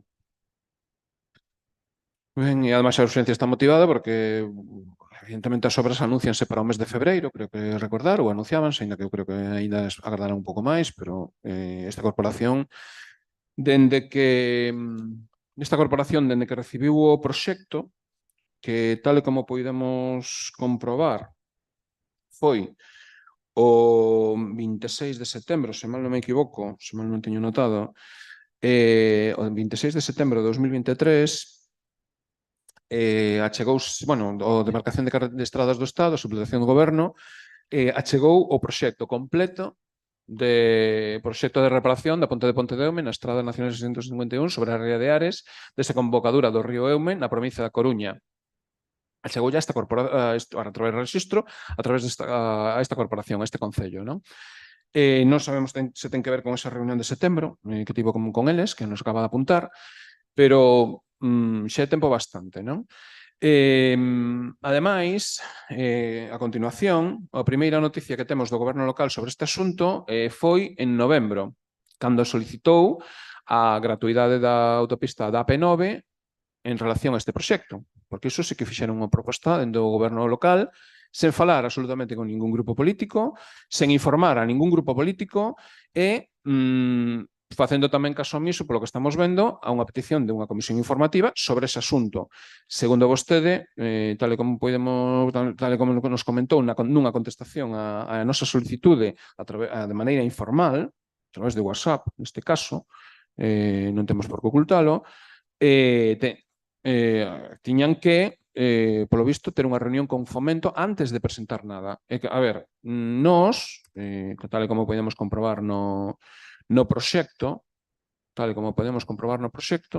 está moi clariño cales son as solucións temporais que se lle van dar aos cortes da Nacional 651. En principio vai haber unha regulación semafórica cun corte alternativo de cada unha das viais, dos carrís, vai haber un corte alternativo e así vai estar sinalizado. Ese corte alternativo pues pode crear unha serie de trastornos á hora da circulación. Na parte de Pontedeume está o noso punto de atención continuada de referencia dos Sergas, está o que son os institutos, é dicir, o tema educativo en canto a educación secundaria, bacharelato, está todo para a parte da lá, e isto é preocupante porque se vai haber caravanas para chegar aos institutos, se vai haber caravanas para acceder aos servizos sanitarios, habendo as circunstancias que hai, sabendo os problemas que dá esa ponte a hora de pasar para lá, pois vai nos afectar tamén a nós directamente aquí nesta zona, os nosos cidadáns, e por iso entendemos que é importante facer algunhas consideracións ou polo menos falar e ver analizar o que está presentado. O que podemos ver, non grazas ao Goberno local, senón a través da plataforma de contratos do Estado, podemos ver este proxecto a través desa plataforma, non a través do Concello, que iso xa nos parece o último. É unha falta de información absoluta. Señores, aquí chega un proxecto, o primeiro que se fai é trasladar a oposición. Non entendemos esa maneira de actuar. De ninguna das maneiras. E censurámosla, evidentemente. E por iso acabamos debatendo esta cuestión en pleno, porque xa nos parece el pitorreo máximo. A ver, que teñen que falar con subdelegación do Goberno cando falaron en setembro, pois en setembro se poderon preguntarlle estas cousas. Digo eu, non sei. Ou, posteriormente, cando fixeron unha proposta de AP9 gratuita, pois tamén poderían ter falado co resto dos grupos e dicir, miren, hai isto e vamos facer isto. Vantaxismo. Outra vez o vantaxismo, famoso vantaxismo. Que parece que se non o din primeiro, non o din. Non é así. Dicir, que van solucionar coa P9? Fíxense, os cortes, segundo o que din aquí, vai haber un corte total, vai haber cortes nocturnos da Nacional 651 e hai previsto un desvío, efectivamente, pola P9 que hai que ir dar a volta por Miño. Que son en total 42 minutos. 21 ir para lá, 21 volver para aquí. O sea, Cabanas estamos servidísimos con esta situación en casos puntuais que agardemos que non se complique. Anunciaron que as obras que se van realizar en 16 meses, 18, eu vin aquí o plan de obra, que está colgado na plataforma de contratación do Estado, e pon concretamente 20 meses. 20 meses de obra. Eu estou falando do que poden baixar eu, persoalmente, da plataforma de contratos do Estado. Entón, con esta situación, temos que falar deste asunto e temos que acordar unha cuestión moi importante, que é o primeiro, instarlle á alcaldía a presentar o proxecto de fomento de reforma da ponte de Oeume en comisión para o seu estudo, porque isto xa é básico. Solicitámoslo por escrito, nin nos contestou por escrito, contestou nosotros un WhatsApp, xa está. As cousas aquí despachanse así. É unha cousa tan importante como esta que lle afecta a todos os veciños e veciños de Cabanas. Vostedes creen que se pode estar debatendo a través dunha acción de urxencia, sin ningún tipo de dignidade? Dependendo de se votan ou se lles apetece ou se non, tal, que é verdade. Os temas importantes, eu creo que deberían de ter outro tratamento máis relevante do que lles están dando, non lles vexo, neste sentido, o tacto suficiente como para ver a profundidade dos problemas e o problema que se pode xerar aí. Agora, a nosa responsabilidade como oposición é expoñelo aquí, manifestalo e dicirles o que podían ter feito. Mais dai xa non nos pidan máis, porque estamos realmente escandalizados coa situación de Cabanas. Políticamente é un cero á esquerda. Gracias pola súa intervención, señor Presardiña. Eu o que lle dixen por WhatsApp é que antes de ter ningunha comisión ou tratalo en ningún sitio, quería ir a unha reunión coa subdelegación do goberno a ver o proxecto con calma, resolver dúbidas que puderan surxir, falar dos plazos do comezo, e a partir de aí, cando tivese algo que tratar, un tema contido, convocábamos o que tivésemos que convocar. E así yo lo dixen. E lle dixen tamén, agora mesmo, eu non teño material para convocar nada, porque eu, como alcalde de Cabanas, estou me enterando pola prensa da data de comezo das obras. Tamén será culpa miña, claro. Eu sei de que ven é culpa. É culpa de subdelegación do goberno. É culpa de subdelegación do goberno, que fai unha reunión para falar das obras, a petición dun concello vecino, é certo, e o concello veciño evidentemente non fixo nada mal, solicitou unha reunión para falar das obras, e a min pareceme ben. O que me extraña é que ninguén na subdelegación do goberno, sabendo que o motivo da reunión é este, levante a man e se lle ocorra decir por que non invitamos ao concello veciño, que tamén ten pedida unha reunión para falar disto de forma conxunta. Non foi así. De tal maneira que eu acabo me enterando pola prensa, porque ao comezo, en verán concretamente, as datas que manexábamos para o comezo da obra eran novembro-decembro. A finais do ano arrincan as obras. Evidentemente non comezaron nin en novembro, nin en decembro, nin tampouco en xaneiro. Eu voume enterando, evidentemente, pola prensa ou a golpe de teléfono para intentar falar con Fomento de cando é o comezo das obras. Para iso eu quería unha reunión. E unha vez tida esa reunión, resolvidas as dúbidas con contido, eu xa lle dixen que estaba perfectamente de acordo e parecíame completamente ben tratar este asunto nunha comisión de urbanismo pola gravedade do mesmo. En canto á importancia da apertura da autopista, evidentemente a autopista non resolve moito para a xente que tiña únicamente que cruzar a ponte para acudir ao casco histórico de Pontedeume ou ao PAC. Non estamos a falar deso. Pero hai moita xente que trasládase dende Cabanas ou municipios todavía máis ao norte e que viaxan ao sur sen quedar en Pontedeume, avanzando máis ao sur, concretamente cun movimento maioritario a Coruña ou Oleiros por traballo. Esa xente é sacada da Estrada Nacional e posta na autopista, co cal o tráfico que transcurre pola carretera nacional e, polo tanto, pola ponte de pedra que están obras, diminúa. Sen máis, eu estou completamente de acordo en tratar isto na comisión. O único que lle dixen é que eu estou á espera de ter unha reunión coa subdelegación de goberno. Na reunión mantida en setembro con Fomento, nesa reunión tratouse brevemente este asunto, sen embargo, dende ali emplazáronme a manter unha reunión coa subdelegación de goberno porque eran un pouco quenes levaban máis de man este asunto. E, polo tanto, emplazáronme a concretar unha reunión con eles. Así o fixen. O falamos xa na Comisión de Urbanismo e no pleno de novembro. Estaba pedida unha solicitude. Fíxose un recordamento desa solicitude en decembro tamén. Bueno, pois por agora aquí estamos. Falando desa cuestión, eu estou completamente a favor de que cando teñamos a reunión podamos expoñer todos os asuntos e todos os contidos. Mentres tanto, nestas estamos. Intervención, señora Ladra. No, quería saber en qué fecha se hizo la solicitud de la reunión y en qué vía. A través de qué vía. A data concretamente non yo podo decirse que se fixo en outubro porque foi despois de setembro da reunión coa demarcación de carreteras. O recordatorio foi en decembro, eu penso que foi na segunda semana porque coincidiu, se non lembro mal, coa Comisión de Obras na que lles remitimos unha serie de incidencias na Estrada Nacional que tiña que mirar Fomento pola cuestión da inundación e coa mesma que lle remitimos eso por rexistro de saída, tivemos tamén unha chamada telefónica, un correo electrónico no cal recordábamosles a solicitude da reunión.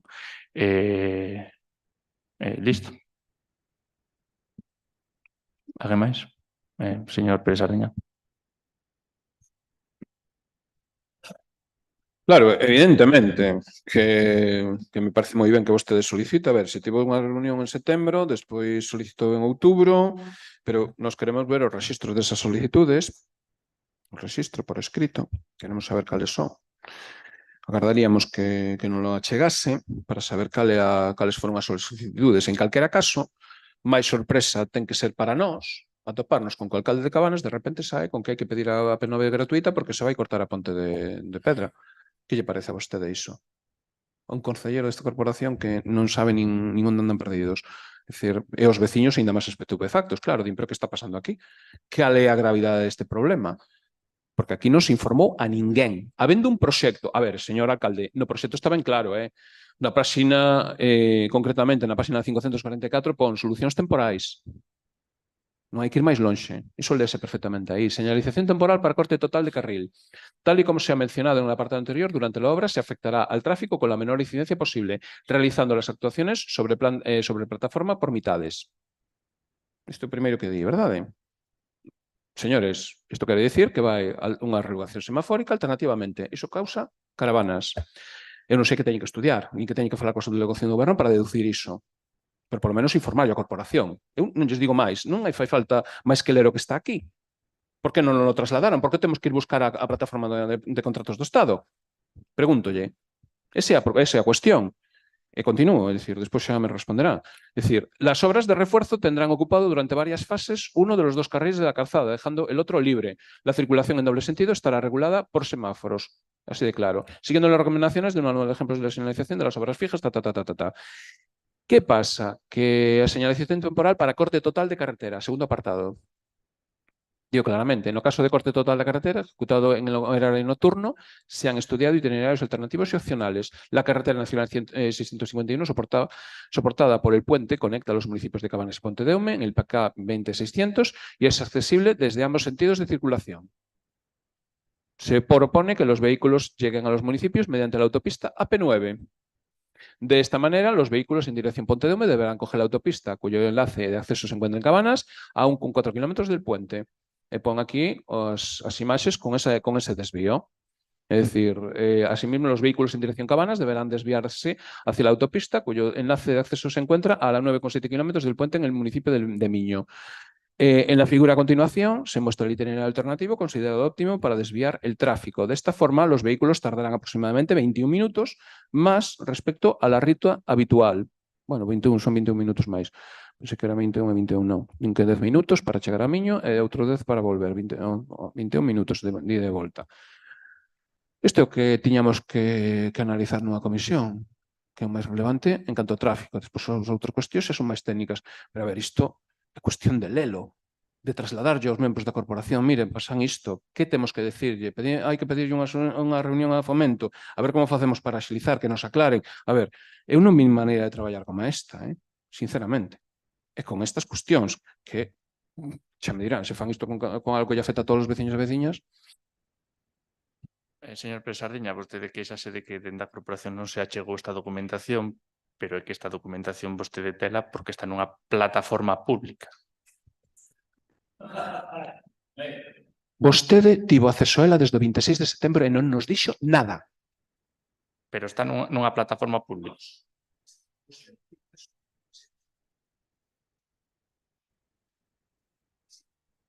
A demarcación de carreteras reenviou eso, pero, como digo, o sea, mandou eso ao Concello de Cabanas, pero, como digo, é un contrato público, é de acceso público. Non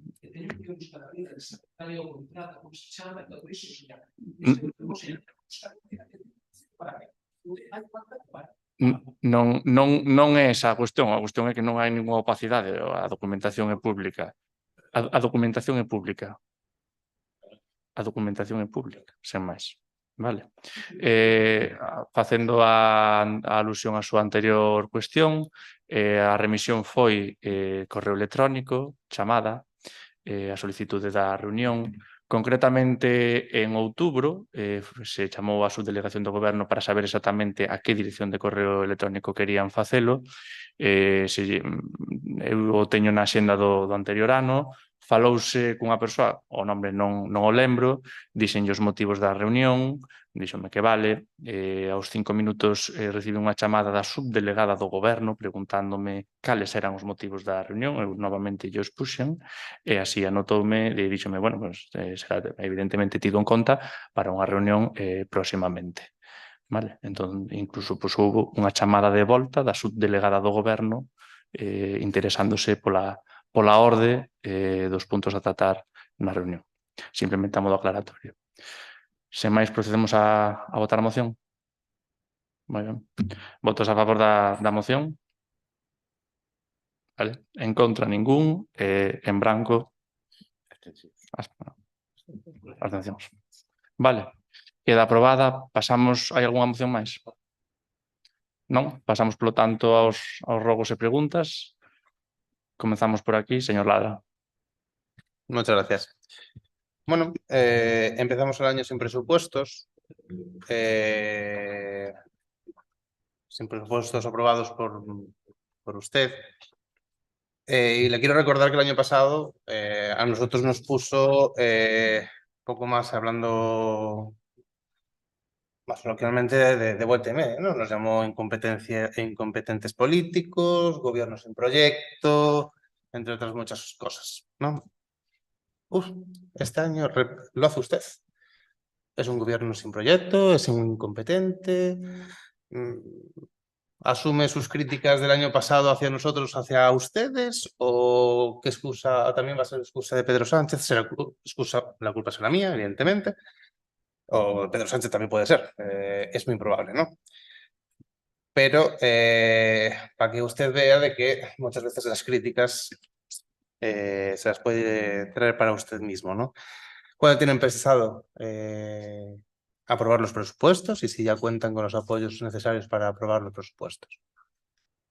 Os orzamentos estánse un pouco a finalizar na súa redacción, están acabando a súa redacción, estamos todavía en xaneiro, aínda podría traelos en abril e maio, estaría todavía quedándome corto coa súa plusmarca persoal, eu podo admitir un retraso de algún mes ou mes e medio ou que sexa, outra cousa é chegar ata maio ou xuño sen eles, xa é medio ano. Non só non telos, é que nin sequera foron traídos a pleno.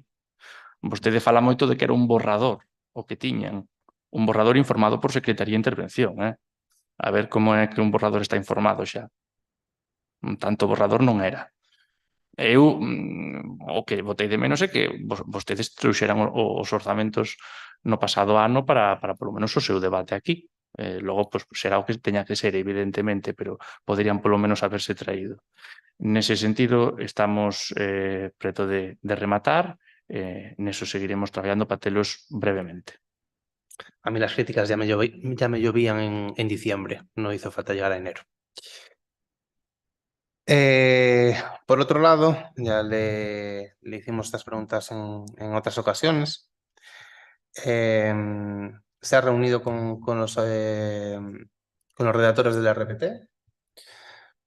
¿En qué estado se encuentra el RPT? Ya tuvo tiempo a casi 9 meses a revisarla. ¿Cuántas reuniones ha tenido con los representantes de los trabajadores al respecto de la RPT?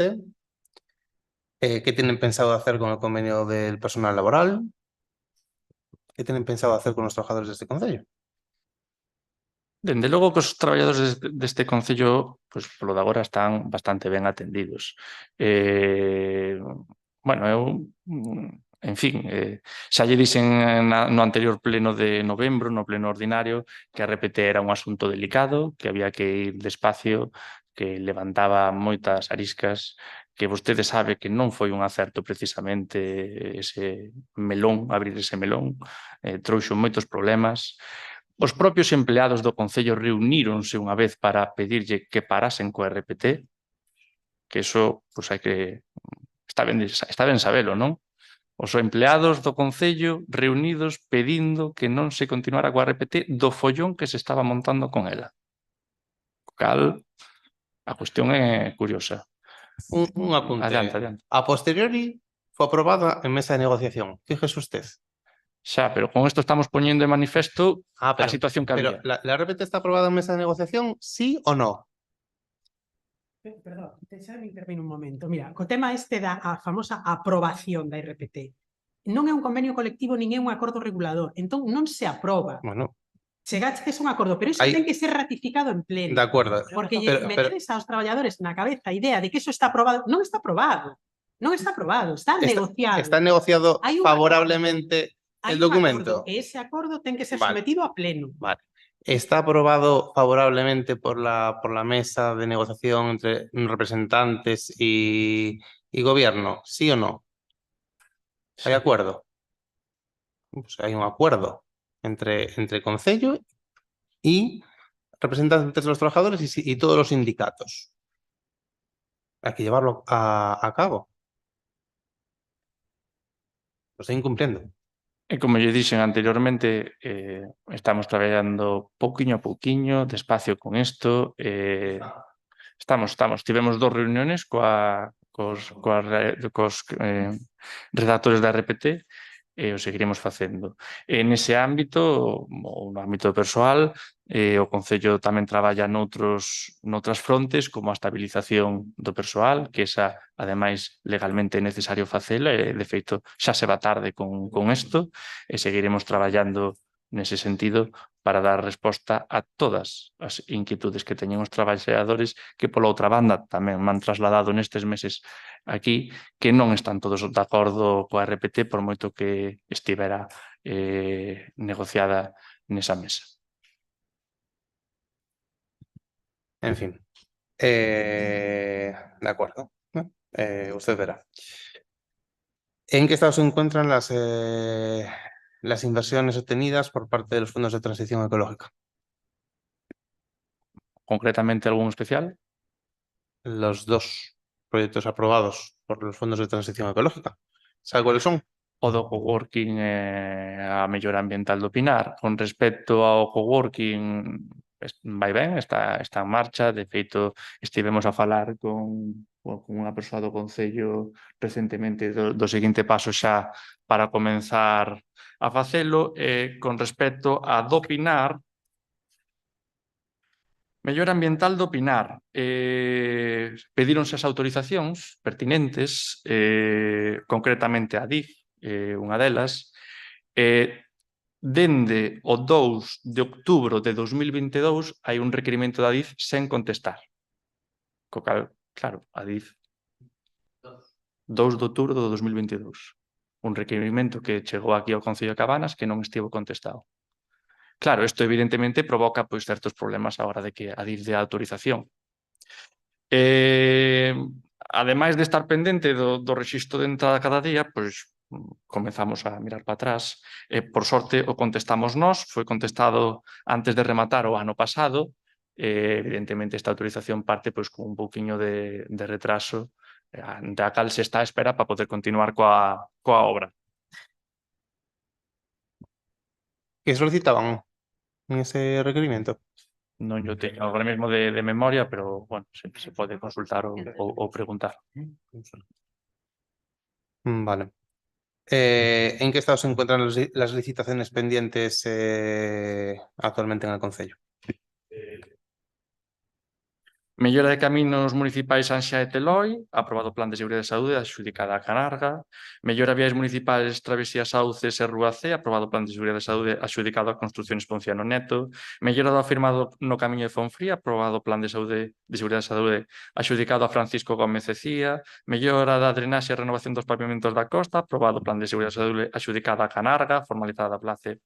Mellora da drenaxe e renovación dos pavimentos do Camiño das Modias, pendente autorización Servicio de Urbanismo do Consello de Medio Ambiente e Costas, pendente autorización ADIF, xa recibidas as de Augas de Galicia e Patrimonio. Respecto ás obras do POS Plus 2022, a mellora da capa de rodaxe nos chaos e acondicionamento da parcela da Madalena, aprobado o Plan de Seguridade e Saúde, adxudicataria Martiñán e Hijos Constructores. ¿Cómo se encuentra la licitación del ciclo del agua? Estanse redactando os pregos, a propia empresa consultou coa actual prestadora do servicio unha serie de facturas e documentación económica para valorar ben. Por parte da concesionaria do servicio achegouse esa documentación. Tivemos unha reunión alrededor de 2 semanas, 2 semanas penso que foi, senón 3, cos que redactan os pregos. Avanzaron que estaban niso e que esperaban pois telo próximamente. Por mi parte, nada más. Señora García. Bo día a todos. Bueno, primeiro que nada, queríamos facer un seguimento da última Comisión de Obras e Servicio do 14 de novembro, que chegamos a unha serie de acordos, que era 5, se creo, yo recordo, a información, un informe técnico sobre as inundacións que había que facer por parte do Concello, executar un plan de limpeza de arquetas e rexistros municipais, iniciar a tramitación con Augas de Galicia para as incidencias, iniciar tramitación coa entidade de marcación das estradas para a zona da Rotonda e Pau da Guía e coa estrada de Mugardos tamén iniciar estudio para a canalización de augas pluviais. Queríamos saber en que estado está cada un destes trámites, se hai algún feito, algún trasladado ou temos algunha contestación de algunha das administracións. Se trasladouse en todos e de feito está, creo que o falamos xa no pleno ordinario de finais de novembro, entón xa está trasladado, non tivemos todavía contestación de ningún, e respecto á limpeza de arquetas estivose xa a facer en algúns puntos como en fronte á farmacia, penso que algún máis, pero bueno, tería que mirar exactamente. Fíxose xa a limpeza de arquetas e o resto está trasladado á espera de contestación, sin contestación todavía por parte de ninguén. O informe técnico municipal? Está solicitado. Solicitado sen facer aínda. Aparte de que nos lo trasladan varios veciños, tamén somos conscientes de que moitos dos locais sociais e locais municipais onde se realizan actividades está en un estado un poquinho mantenimento que é necesario meter algún tipo de obras. Suxerimos que se meta algunha partida nos orzamentos, agora que está con elaboración, e tamén trasladarlle certas cuestións que son bastante urgentes. Con respecto ao local das viñas, teñen cisternas que perden agua continuamente, que eso tamén redunda na economía municipal. Hai unha humedade de filtración con paredes con mofo, polo que me contan, e tamén nos trasladan que no local de Iris o tema accesibilidade e o tema baños tamén teñen unha necesidade de actuación importante. Recollemos a información, agradecemos o seu traslado. Unha última cuestión. Tamén nos trasladan por parte de varios veciños, non sei como se está xestionando ahora mismo a línea verde, pero que hai un retraso importante con moitas incidencias. Por exemplo, poño que fai máis de 2 meses que se trasladou unha incidencia con o tema do alumbrado da Barrosa. Sabemos que se foi a intentar solucionar, pero siguen fallando moitísimas farolas. Tamén nos trasladan de que hai outros tipos de incidencias que están tardando bastante retraso, non sei como están xestionando. Concretamente, non sei se temos o caso da Barroso, o motivo polo cal... Sí.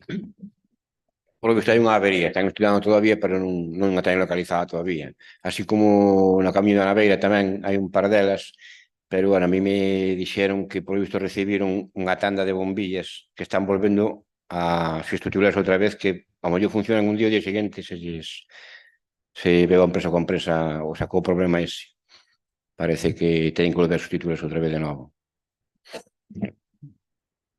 Si, xa como último, o poste que caeu na zona de Teloi, un poste de suministro eléctrico, xa leva desde decembro, se non me equivoco, tirado. Teñen constancia de cando se vai a repoñer? Iso dependemos da empresa, non sabe como funciona. Iso, claro, nos por avisalos que non seño, pero...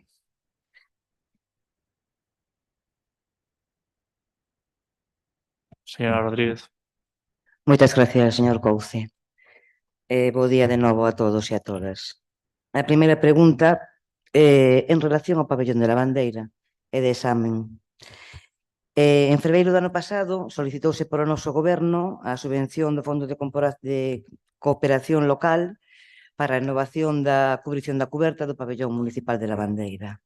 Unha obra moi necesaria polos desperfectos que arrastraba ao longo dos anos con continuas goteiras, a pesar de reparacións puntuais que se foron facendo. Bueno, isto foi en febreiro do ano 2023. O 29 de maio do ano 2023, o ano pasado, se comunica ao Concello a concesión da mesma subvención. Bueno, día 29 de maio, unha fecha, bueno, curiosa, por non decir tal. Nas bases desta subvención claramente din que ten que estar certificada o día 15 de novembro e que é improrrogável. O sea, bueno, nesa fecha temos 6 meses por diante. Non é que sea un mundo, pero bueno, temos 6 meses por diante. Pero ainda así, se adxudica a obra aos 4 meses da concesión, o día 27 de setembro. Pasaron 4 meses desde a concesión. Ainda así, ao mes da adxudicación, o 25 de outubro, se firma o replanteo e empeza a transcorrer o plazo.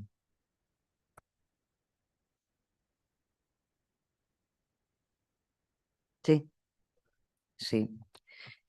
Decíamos que o 29 de maio se concedeu a subvención. Nas bases din claramente que ten que estar certificada antes do 15 de novembro, improrrogable, 6 meses por diante. Ainda así, se adxudica aos 4 meses da concesión, o 27 de setembro. Ao mes da adxudicación, ao mes, o 25 de outubro se firma a acta de replanteo e empeza a correr o plazo, o 25 de outubro. Contanos vostede a pregunta no pleno ordinario do mes de novembro sobre que se fixemos sobre a certificación da obra, que nos conta que piden unha prórroga, que cousa que non vimos no expediente, nin solicitud, nin resposta. Vostede nos contou aquí que pediran unha prórroga, que lles concederon uns días, bueno, non sabemos. O 29 de novembro, a empresa avisa ao Concello da visita de inspección de traballo e esta paraliza as obras hasta a subsanación de deficiencias atopadas. Supoñemos que se levaron a cabo. Logo vemos un decreto da alcaldía o 18 de xaneiro, recientemente, a seguinte resolución que di: incoar o procedemento para acordar se procede a imposición de penalidades polo incumplemento de requisitos de subcontratación recollidas na lei de contratos á empresa adxudicataria. Vale. Con todas estas incidencias, infortunios, mala xestión, non sabemos, etc., intuímos que o Concello vai a perder 138.872 euros para redondear casi 140.000 euros dunha subvención concedida. A pregunta é clara: se vai a perder esta subvención Si se perde, se é así, como se vai facer frente ao pago dos traballos? Van a facer un convenio con Diputación, ao mellor, para recoller os 180.000 euros de non facer obra de humanización, para gastar, para que os veciños non poñan cartos do seu bolsillo para unha obra que van a perder e que xa estaba concedida por outra administración? Esa é a pregunta. Moitas gracias, señora Rodríguez. Tanto menos esa cousa curiosa. Evidentemente a obra do pabillón é necesaria, nós non o dubidamos, estaba nun mal estado. Este tipo de obras que ven por unha liña de subvencións, pois tiña, entre outras, que acometíanse en outubro, novembro as obras. Vostede sabe perfectamente cal foi a meteoroloxía de novembro. Alerta amarela va, alerta rolla ven. Espera todavía un momentiño.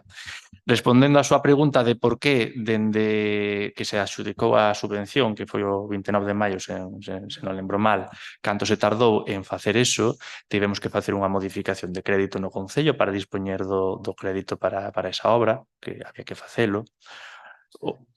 Houbo tamén que modificar o tempo da obra, porque originariamente no proxecto teño entendido que estaba por 6 meses, e acortouse a 3. A 2, iso houbo que facelo. Esas cousas levan o tempo que teñen que levar, evidentemente foise a contrarreloxo e non se puido facer máis. Por parte da empresa, evidentemente, se non estivera a meteoroloxía de novembro como estivo, indicaban que podía haber sido realizada en tempo, pero, lóxicamente, cada vez que había un vento, porque non era tanto a choiva, era o vento que máis lles molestaba polas planchas metálicas pois na grúa movéndose, foi o que máis lles ralentizou. Quero recordar que a meteoroloxía con independencia de quen este aquí. En canto á prórroga, a prórroga foi concedida pola Xunta de Galicia, trasladando o prazo dende o 15 de novembro ata o último día de novembro tamén, vale? Foi concedida xa por unha publicada no DOC ou, se non lembro mal, foi concedida xa para todas as actuacións que estaban a realizar os distintos concellos con esta liña de subvencións para todos, sin importar a actuación, nin o municipio, nin nada. Vale. Entonces, esa foi a situación.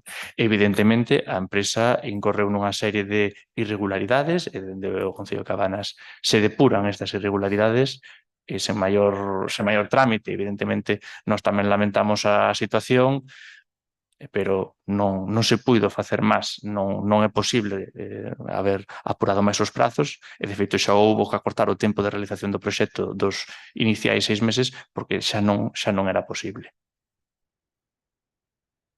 Creo que non me acabo de contestar as preguntas. Bueno, unha, moi ben, unha prórroga que foi xeral para todas as subvencións concedidas o 30 de novembro. Por unha parte, o lóxico sería meter no expediente. No expediente, desde logo, non o vin. Pero non me contestou. Vale. Bueno, pois non o sabía, non... Bueno, pero eu pedín o expediente e non había nada. Entonces, bueno, non sabíamos exactamente hasta cando é a prórroga, 30 de novembro. Está certificada a obra xa, antes do 30 de novembro? Non, como lle digo, houve unha certificación parcial. Hai unha certificación parcial, claro. Unha certificación parcial. Hai unha certificación parcial dos traballos realizados hasta o 30 de novembro, entendemos. E iso o vai a cubrir a subvención. Estamos precisamente a velo. Vamos a ver. Esa documentación remíteselle a Xunta de Galicia, como lle digo, un expediente que todavía está en marcha, todavía hai pasos que dirimir coa empresa adxudicataria, todavía hai que ver o expediente de incoación de penalidades en que queda, unha vez este máis avanzada a situación, poderei darlle unha resposta concreta. Exacto. Entonces, esta subvención da Xunta de Galicia se fai a carta para o Concello de Cabanas. Entendo? Non se fai. Non me pode contestar aquí se se vai a perder a subvención. Non o sabe. Non lle podo contestar. A ver, a totalidade da subvención, evidentemente que non vai ser aclarable porque a totalidade da obra non está. Está pendente de ver canto, porcentaxe, se na súa totalidade, se é unha parte, que porcentaxe, etc. Iso é o que está por ver, é o que non lle podo contestar aquí.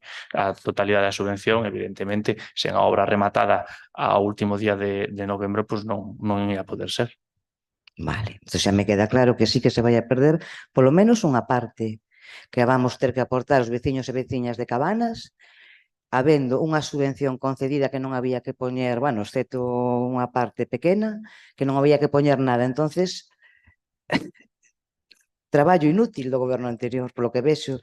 Rexeitan a nominativa, intentan rexeitar a nominativa dunha obra con moito futuro no areal. Ahora perden esta subvención, parte dela polo menos, e os veciños e veciñas van a ter que aportar dos seus impostos. Bueno, pois para unha subvención que vamos a pagar. Total, é da Xunta de Galicia. Vamos a pagar. Bueno, nada, xa me queda claro. Segunda pregunta. Nos lamentamos decido, da igual que sexa a Xunta de Galicia, a Deputación, o Estado Español ou quen sexa, evidentemente. Agora ben, xa me dirás se é unha cuestión achacable directamente a unha acción do goberno ou estivera quen estivera, a meteoroloxía ia ser a que ia ser e o problema ia ser o mesmo. Chover non chove todos os días. No, en novembro precisamente sí. Bueno, sí, pero bueno, pasaron 4 meses, 5 meses desde a concesión da subvención. Pero bueno, vostedes sabrán, explíquenlle aos veciños. Bueno, segunda pregunta. Isto é en relación a... esta pregunta xa a fixen en outros plenos. En relación a un proxecto do muro que tiñamos xa no noso goberno, do muro do colexio, do muro do pabellón cercano ao colexio de Laria Mariño. O sea que en relación a este proxecto de mellora de contención de peche no colexio, sabemos que en marzo do 23 se pagan desde o Concello as tasas a Augas de Galicia con motivo da autorización pertinente que se solicita desde o informe técnico. En abril, pois nos piden unha documentación adicional, condicionando a mesma, a cal se lles envía, bueno, correctamente. Vale. No expediente non figura contestación algunha, non sei se está en outro expediente ou hai que mirar a ver como pedimos os expedientes de unha forma ampla ou como é, pero nese expediente non hai contestación ninguna. Non rematei, espera un segundo. Consideramos que a reparación deste peche é unha obra moi necesaria. Entre outras cousas, a pandemia enseñounos que todos os espacios son poucos. Ter no ámbito escolar unha zona espectacular como esta, infrautilizada, ademais dos desperfectos que pode causar a non reparación do muro, os peligros, pois non é o ideal.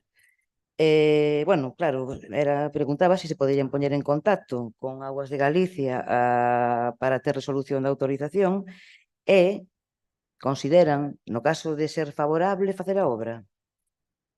Consultada esta semana precisamente Augas de Galicia para ter a información máis actualizada posible a súa pregunta, indican que están pendentes de contestación, que o informe o ten na mesa o responsable da área de Augas de Galicia da zona, que esperaba remitilo pronto, que en principio, recalco en principio, non apreciaba ningunha falta de documentación ou inconvinte, pero que o tiña pendente de informar e que así sería. A información obtida xa esta mesma semana para poder responder a esta pregunta. Sí, moitas gracias. De feito, en abril, antes, na nosa legislatura, se enviou todo o que pedían. No informe non hai nada. Bueno, moitas gracias. Seguinte pregunta. Quería... un momentiño, Esta é en relación, outra pregunta que se fixen en outro pleno. E é na obra de Agader. Se me contestara o señor González, pois... Vamos a ver, a obra de Agader no pleno pasado preguntei que zona se fresara no pavimento. E vostede contestóme, bueno, non sei, enterareime, non sei. Xa o sabe, ahora... Sí. Unha pequena zona, ben sabe onde ten Feal a Casa Vella, verdad? Sí, sí. Pois eso é o que viña no proxecto para fresar nada máis. Eso se fresou, onde está posto o CAZ. Eso solamente. Vale. onde se puxo o cauce. Comprobado. Entonces eu, porque... Entonces a zona da rejilla vaise, para que o sepa, vamos poñer unha rejilla nova, esa estaba Me alegro. bastante deteriorada, Me e alegro. vamos a levantar e poñela como os manda, Bueno, simplemente iso. os parabéns pola reixa. Pero sorpréndeme que me digan os veciños que viven ali que non viran unha fresadora ali, na obra. Ai, bueno. O sea, ali nadie veu a fresadora, Eu incluso os veciños que viven ali se fresou, non? Ahora non o podemos saber. Fresouse a zona que viña no proxecto, sí. Eso é como, bueno, se vostede o di, Home, pois yo trasladarei aos veciños que, bueno, non a viron. Sí. Vale, non, está ben, o di vostede. Seguinte pregunta. Bueno, queríamos saber tamén cal foi o motivo da reducción en 1.000 euros a subvención que ten o AMPA do Colexio Ladia Mariño. Nos poden explicar por qué? A subvención foi concedida polo que puideron xustificar cos requerimentos que se lles fixo. Nese ámbito a AMPA enviou pois, unha serie de documentación e poideron xustificar unha cantidade e o persoal non político senón un traballador do Concello de Cabanas valorou coa documentación o que se podía xustificar, o que era admisible, o que eran bens non inventariables e a partir de aí emitiu o que tiña que ser sen máis. En ese sentido, cabe destacar o esforzo do Concello de Cabanas en ter neste 2023 as subvencións competitivas e nominativas ao día, cos requerimentos feitos, non no último día do ano. Moitas gracias. Siguiente pregunta.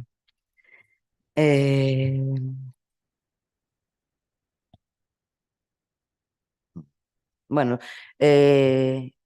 quería preguntar, entendo que non, pero a obra de arranxo de vial de San Xiao, Teloi, que, bueno, será o proxecto que tiñamos nos, se inclueu no POS, empezou ou non? Está licitada, non? Como dixo... Se fixo a terraplanteo o venres, creo que fomos facer. Pero xa empezaron a limpar con o venres. A empresa dixo que se daba acabado estaba nunha obra en Miño, que ele contaba acabala, que seguramente a finales desta semana que empezaría. De semana cal? Desta semana? A finales desta semana que empezarían a facer a limpeza de cunetas primeiro en Camiño da Costa, porque van facer a mesma Camiño da Costa máis San Xoete. A mesma empresa. A mesma empresa, di. Sí. Entonces, xa que comentou agora. vai empezar aí, dixeron que a vexe a finales, pois, se non empezan a finales, me supoño que para a semana empezarán tamén. Vale, moitas gracias. Vamos. Bueno, tiña pregunta importantísima sobre a humanización, pero penso que quedou claro a moción que presentou o compañeiro do BNG, entonces non vou a volver a ela. Dos fondos tamén. Un momentiño, porque teño que repasar. Vale, sí. As obras de Chamoso se remataron xa? Están rematadas, pero penso que queda retirar 2 tablas ou 2 ou 3 tablas que hai. Desencofrar. Xa están Xa non rematadas. era encofrar propiamente a rampa, creo que foi un pequeno amaño que se fixo Unha arqueta. despois. Xa vin. Entonces, quere decir que están sin certificar aínda desde o ano pasado, primeiros. Claro, non está pagado. Se non remataron... Non teño aquí agora mesmo información para remitirlle, pero, bueno, síguense os cauces legais e cronolóxicos que teñense que seguir. En todo caso, se hai que facer algunha breve apreciación, a empresa evidentemente está disposta a elo, está pendente, está avisada de que evidentemente todo ten que quedar como ten que quedar, con independencia de que haxa cobrado xa ou non, porque para eso existe tamén o tempo de despois. Claro, é que a empresa ten un plazo de execución, e non son 2 anos, pero bueno, esa era a pregunta. En todo caso, pois, eu volvería a preguntar, ou se me pode contestar individualmente, pois me queda claro. Bueno, penso que de momento nada máis. Nada máis. Señor Varela. Moitas gracias. Sí, moitas grazas. Unha reflexión inicial dá medo poñela vostede a controlar os cartos dos veciños e veciñas de Cabanas. Se vostede non sabe se fixo a transferencia dunha obra, que teña que dubidar eso, porque tampouco que fagan tantas obras como para saber ou non se fai a transferencia dunha obra desa envergadura. É dicir, reflexione sobre o medo que dá que este vostede ao fronte das arcas municipais. Iso, por non falar da subvención que imos perder e que a ver como a paga. Bueno, empezo coas preguntas. O alcalde participou recentemente nunha reunión celebrada no Concello de Abegondo, na que, segundo parece, vimos pola prensa, tamén participou unha empresa de abogados madrileña para reclamar pola vía legal o pago do 100% do IBI a P9, tras o fin da cláusula franquista que bonificaba no 95% este imposto á concesionaria. Pode explicarnos aquí un pouquiño que se falou nesa reunión e cal é a postura do Concello de Cabanas? Nesa reunión falouse, evidentemente, acerca da eliminación ou finalización da bonificación do IBI ás autopistas. Actualmente estaba nun 5% e a partir de agosto de 2023 pode cobrárselle ou remitírselle a taxa do 100% á concesionaria do servizo. Neste caso estaba presente este bufete de abogados de Madrid porque estaba contratado polo Concello de Abegondo como asesor, foi un pouco o Concello que convocou a reunión, eles asesoraban o Concello de Abegondo e estaban presentes nese sentido para asesorar.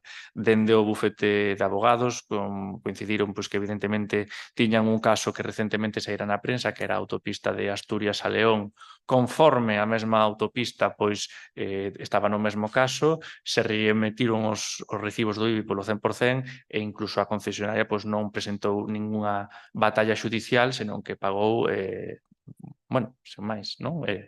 Fixo o pago do imposto polo correspondente. Nesta reunión avanzouse, explicouse ese caso, explicouse un pouco a normativa, os anos, a cronoloxía e indicouse evidentemente pois a idoneidade de que todos os concellos pois evidentemente remitisen a porcentaxe do IBI correspondente á concesionaria do servizo.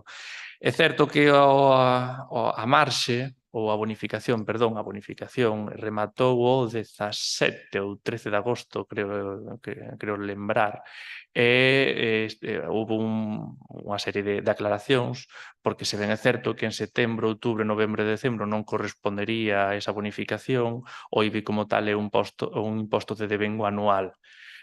Polo tanto, a Deputación de Coruña xa o mesmo día así o indicou e tamén saiu na prensa, xa indicou que dende agora vai xirar os novos impostos polo 100%, xa non ten o Concello que facerlle ningunha remisión, que ao ser un imposto de carácter anual non cabe o prorrateo polos meses de setembro, outubro, novembro e decembro, senón que será a partir deste ano cando se poida realizar así, que de 33 concellos ali reunidos, 31 teñen delegado este imposto na Deputación e, polo tanto, a Deputación así o fará, a excepción de Coruña e Ferrol, que son os dos únicos que non o teñen delegado, e que o mesmo ente da Deputación pois xa o fará de maneira automática.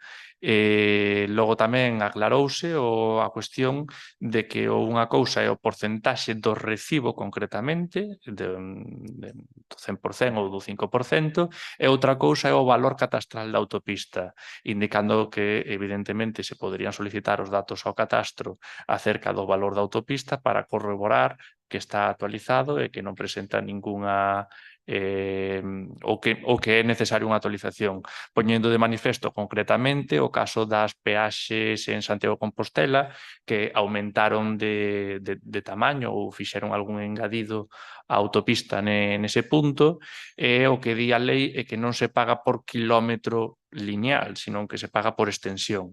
Entón, aínda que exista a mesma autopista, en vez de 2 carrís, hai 3 ou 4 ou 5, ou a peaxe aumenta en dimensións, corresponde unha actualización do IBI, que a marxe de remitir o imposto ao 100%, cabe mirar a actualización do IBI para corroborar que estea feito, que se lle pode presentar a actualización agora e que, lóxicamente, como vostedes sabrán, logo poderá remitirse 4 anos para atrás as complementarias que sexan necesario se fose o caso.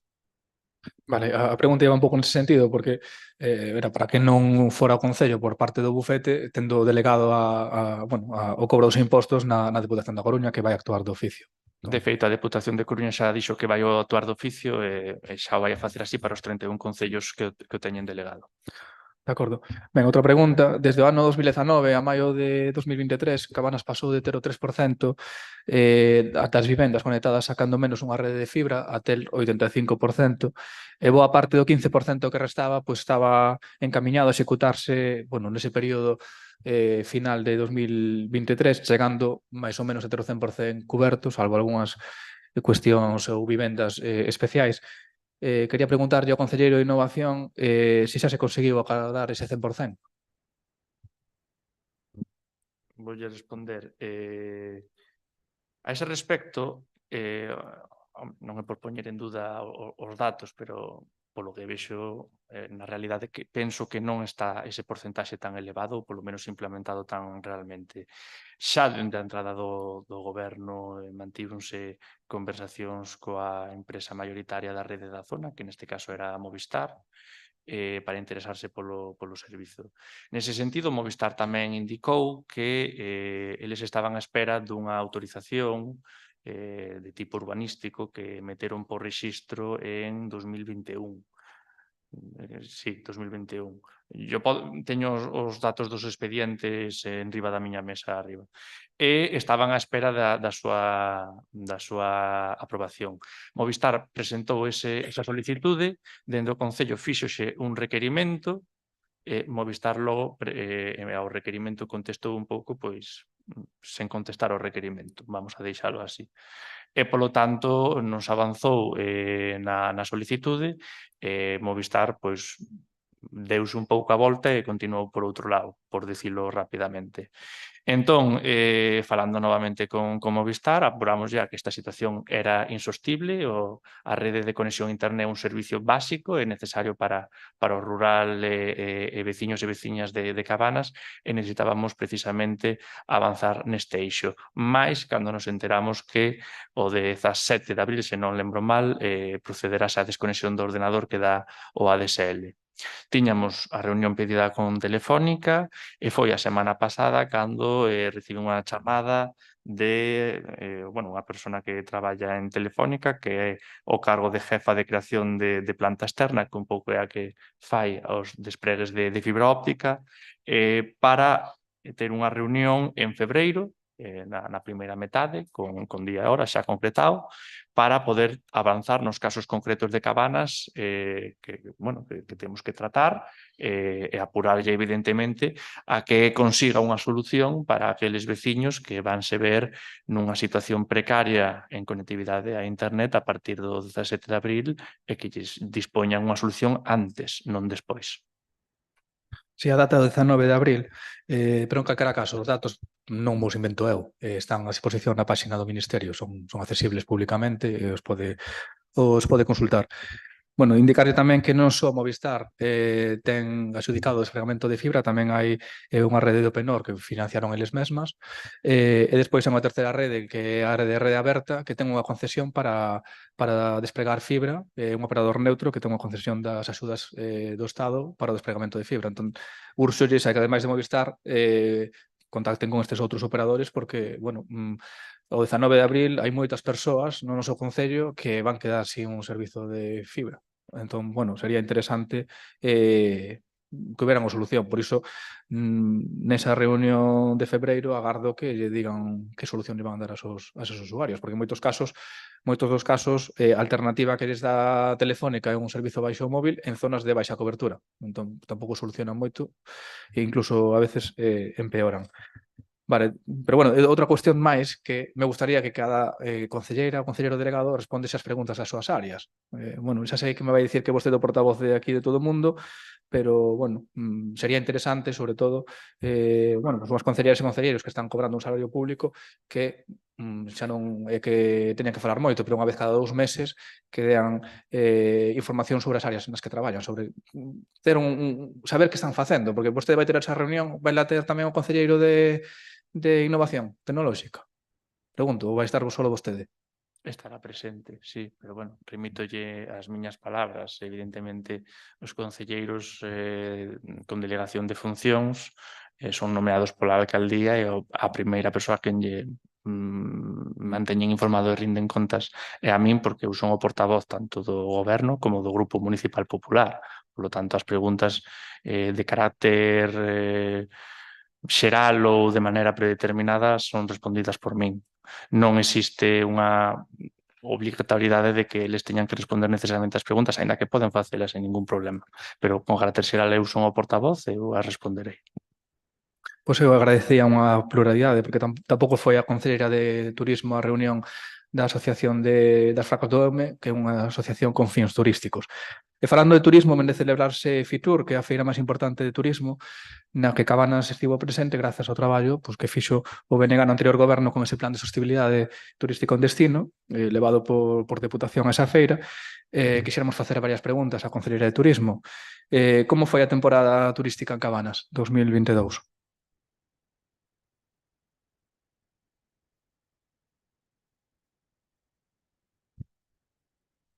Ben, respecto aos datos, non os teño aquí. Lóxicamente terei que, se queres, remítollos por escrito, como prefira. De todas formas, a temporada turística foi no eixo de sempre, aumentando. Incluso creo que remitiume a persoa encargada de turismo na caseta que tiveron un aumento nos meses máis invernais. Bueno, invernais hasta novembro, que cando se encontrou. Vale, tiñan unhas preguntas, se houve máis ou menos visitantes, que opcións preferiron para hospedarse, cales foron as principais consultas.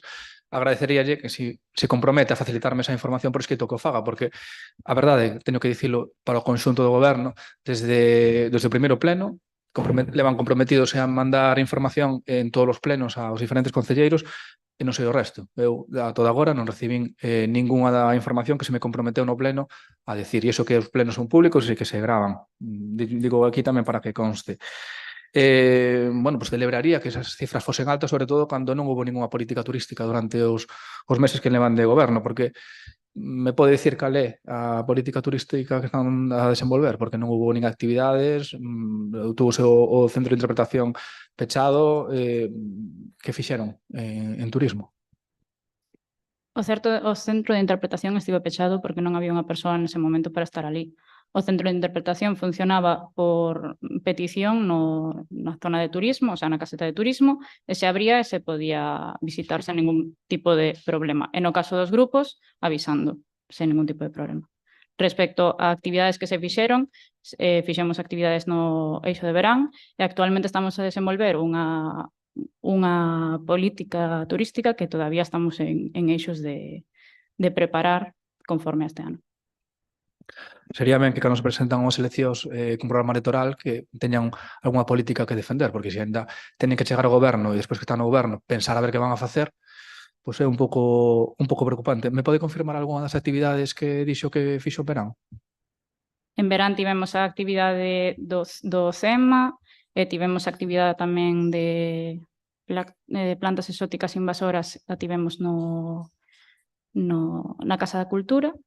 Tivemos dous máis que viñan por parte da Deputación, que foron Masio de Europa, e outra de que era de... Bueno, agora mesmo non lembro outra, pero podo decir yo. De todas formas, se pode repetir as preguntas que quere que lle remita por escrito? Moitas grazas. Sí, desas 4 actividades, 2 xa quedaron apalabradas con Deputación de antes de sair do goberno. Entón, podemos dicir que fixeron 2 actividades. Repito as preguntas, de todas formas, ten acceso á grabación do pleno. Como foi a temporada turística en Cabanas? Houbo máis ou menos visitantes que no 2022? Que opcións preferiron para hospedarse? Cales foron as principais consultas? Bueno, é algo que me pode incluso simplificar se me envía o informe que debería ter realizado a persoa que estuvo na oficina de turismo, a empresa que foi a adxudicataria do servizo. Tamén quería que me respondese cal é a política de turismo e despois unha última pregunta que non sei se tamén me vai responder por escrito. En que estado están o desenvolvemento das accións que contempla o Plan de Sostenibilidade Turística en Destino relativas a Cabanas? Tamén respondreille todo por escrito. De todas formas, destacar que sí que estamos facendo, estamos preparando os eixos para este ano. Todavía estamos en proceso. Bueno, pues van 7 meses perdidos, entón. Ben, outra cuestión. O 7 de novembro notificamos por escrito ao Concello de Cabanas un desprendemento grave na ruta da costa. Foise o camiño abaixo, literalmente, o que imposibilita circular por el. Nesa notificación instábamos, ademais de bueno, a sinalar o perigo para evitar accidentes, porque se van por aí, pues verán que é fácil caer se hai certa oscuridade, e tamén a facer unha revisión completa ao trazado da ruta. A día de hoxe, 3 meses despois, aquelo sigue sin estar sinalizado. Non sei se é unha mostra de la cazanería ou porque son vostedes uns kamikazes e están esperando que pase algo. Non les preocupa a situación? Señor Varela, claro que nos preocupa a situación. Na recente reunión coa demarcación de costas da semana pasada, se non lembro mal, se non foi da anterior máis, tratouse precisamente este tema, porque vostede sabe que isto non é arrincar e poñer ali as balizas donde a un lle den a gana. De feito, eses terreos son privados. Require de certo estudo, non se pode ir dentro do Concello e poner a estaca co pasamanos onde a onde conveña, con unha modificación do acantilado, e ao modificar o acantilado modifícase tamén o dominio público marítimo terrestre e as liñas que dependen del. Dentro do Concello fíxose esa labor, falouse con costas, estáse a ver, cortouse o camiño por seguridade, evidentemente, sí, está cortado, o problema é que a cinta voa cada pouco tempo. Está cortado pola parte da praia da Madalena nas escaleiras, abaixo de todo, e na parte de Chamoso, nesas 4 ou 5 escalóns que levan precisamente a ese punto concreto, posibilitando, eso sí, o acceso dende o camiño de Chamoso ata a praia de Chamoso na súa totalidade. Lamentamos evidentemente que haya xente que corte a cinta e transcurra por esa senda cando non debería, pero polo demais seguimos traballando neso e esperamos terlo brevemente. Mire, vou ser claro, porque coincidimos o domingo, vostede máis eu, na mesma zona. Non digo que non puxeran algunha vez unha cinta, pero se a cinta voa, teñen un mínimo de responsabilidade, que xa non é, pois poñan fagan un peche con balado, con as madeiras, non sei, outro tipo de sinalización, porque non hai absolutamente nada. E vostede, se subira outro día, cando nos encontramos nese punto, podría ver que non hai absolutamente nada que avise do perigo.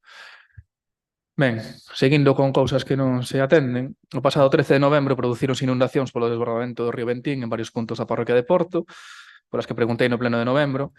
Pedimos nese pleno un informe para saber que fallou na coordinación de protección civil, xa que malia que ese corpo asegurou que acudía ás emerxencias, non se presentou. Solicitou ese informe á protección civil sobre a ver que pasou esa noite? Sí, solicitei ese informe. De todas formas, teño constancia de que tamén estes feitos foron remitidos por outras vías á Xerencia Central do 112, que faría as dilixencias previstas, e entendo que será tamén quen chame a quen teña que chamar e que dirima os feitos que teña que dirimir, se que hai algún que teña que esclarecerse, en eso están. Eso aí, pois, evidentemente, son dous organismos que non dependen directamente de nós e non lle podo facilitar máis información que a que lle estou dando actualmente. Solicitou o informe e entregáronllo? Non, solicitei o informe. Por escrito? Sí, por escrito. Ben, pois, despois de 2 meses, rogaríalle que reiterase esa solicitude á Protección Civil dese informe e apunto aquí tamén para que non lo envíe. Entón, xa son 2 cosas a enviar, o de turismo máis o informe. Cando hai o informe do 112 ou da agrupación tal, eu non teño problema en remitirlo. Por de agora non hai nada de ningunha parte. Bueno, nós por nosa parte fixemos os deberes e solicitamos ese informe ao 112. Nese informe o 112 recolle que recibeu unha chamada de emerxencia ás 23:51 horas que informa a Garda Civil, Bombeiros do EUME, GES Mugardos e Protección Civil de Cabanas. Os 3 primeiros, a Garda Civil, Bombeiros e GES Mugardos non están dispoñibles por atender outras urgencias, pero Protección Civil informa de que saen 3 efectivos para o lugar. Prodúcense varias chamadas ao 112 nun período de tempo, a última ás 00:55 horas, porque ninguén se personou nesa zona, e o 112 chama a Protección Civil Cabanas que di que foron pola zona e non puderon facer nada xa que desbordou o río. xa non tiñan que ir a eso, porque xa sabían. Se os chama a Protección Civil para decirse que desborda o río, xa saben que desbordou o río. O primeiro, indicar que iso non é certo. Non pasou ninguén por ali de Protección Civil. E o segundo, e o que é máis grave, non sei se é máis grave non ir ou dicir que vas sen ir, porque non puderon facer ninguna evaluación do perigo, porque se foran, verían que había un camiño inundado, no que, por certo, estuveron a piques de quedar 2 vehículos ali parados, porque tampouco non se sinalizou, nin ese día, nin os días seguintes, nin foi ninguén por ali a mirar. E tampouco se atendeu a situación das diferentes vivendas que chamaron a ese 112.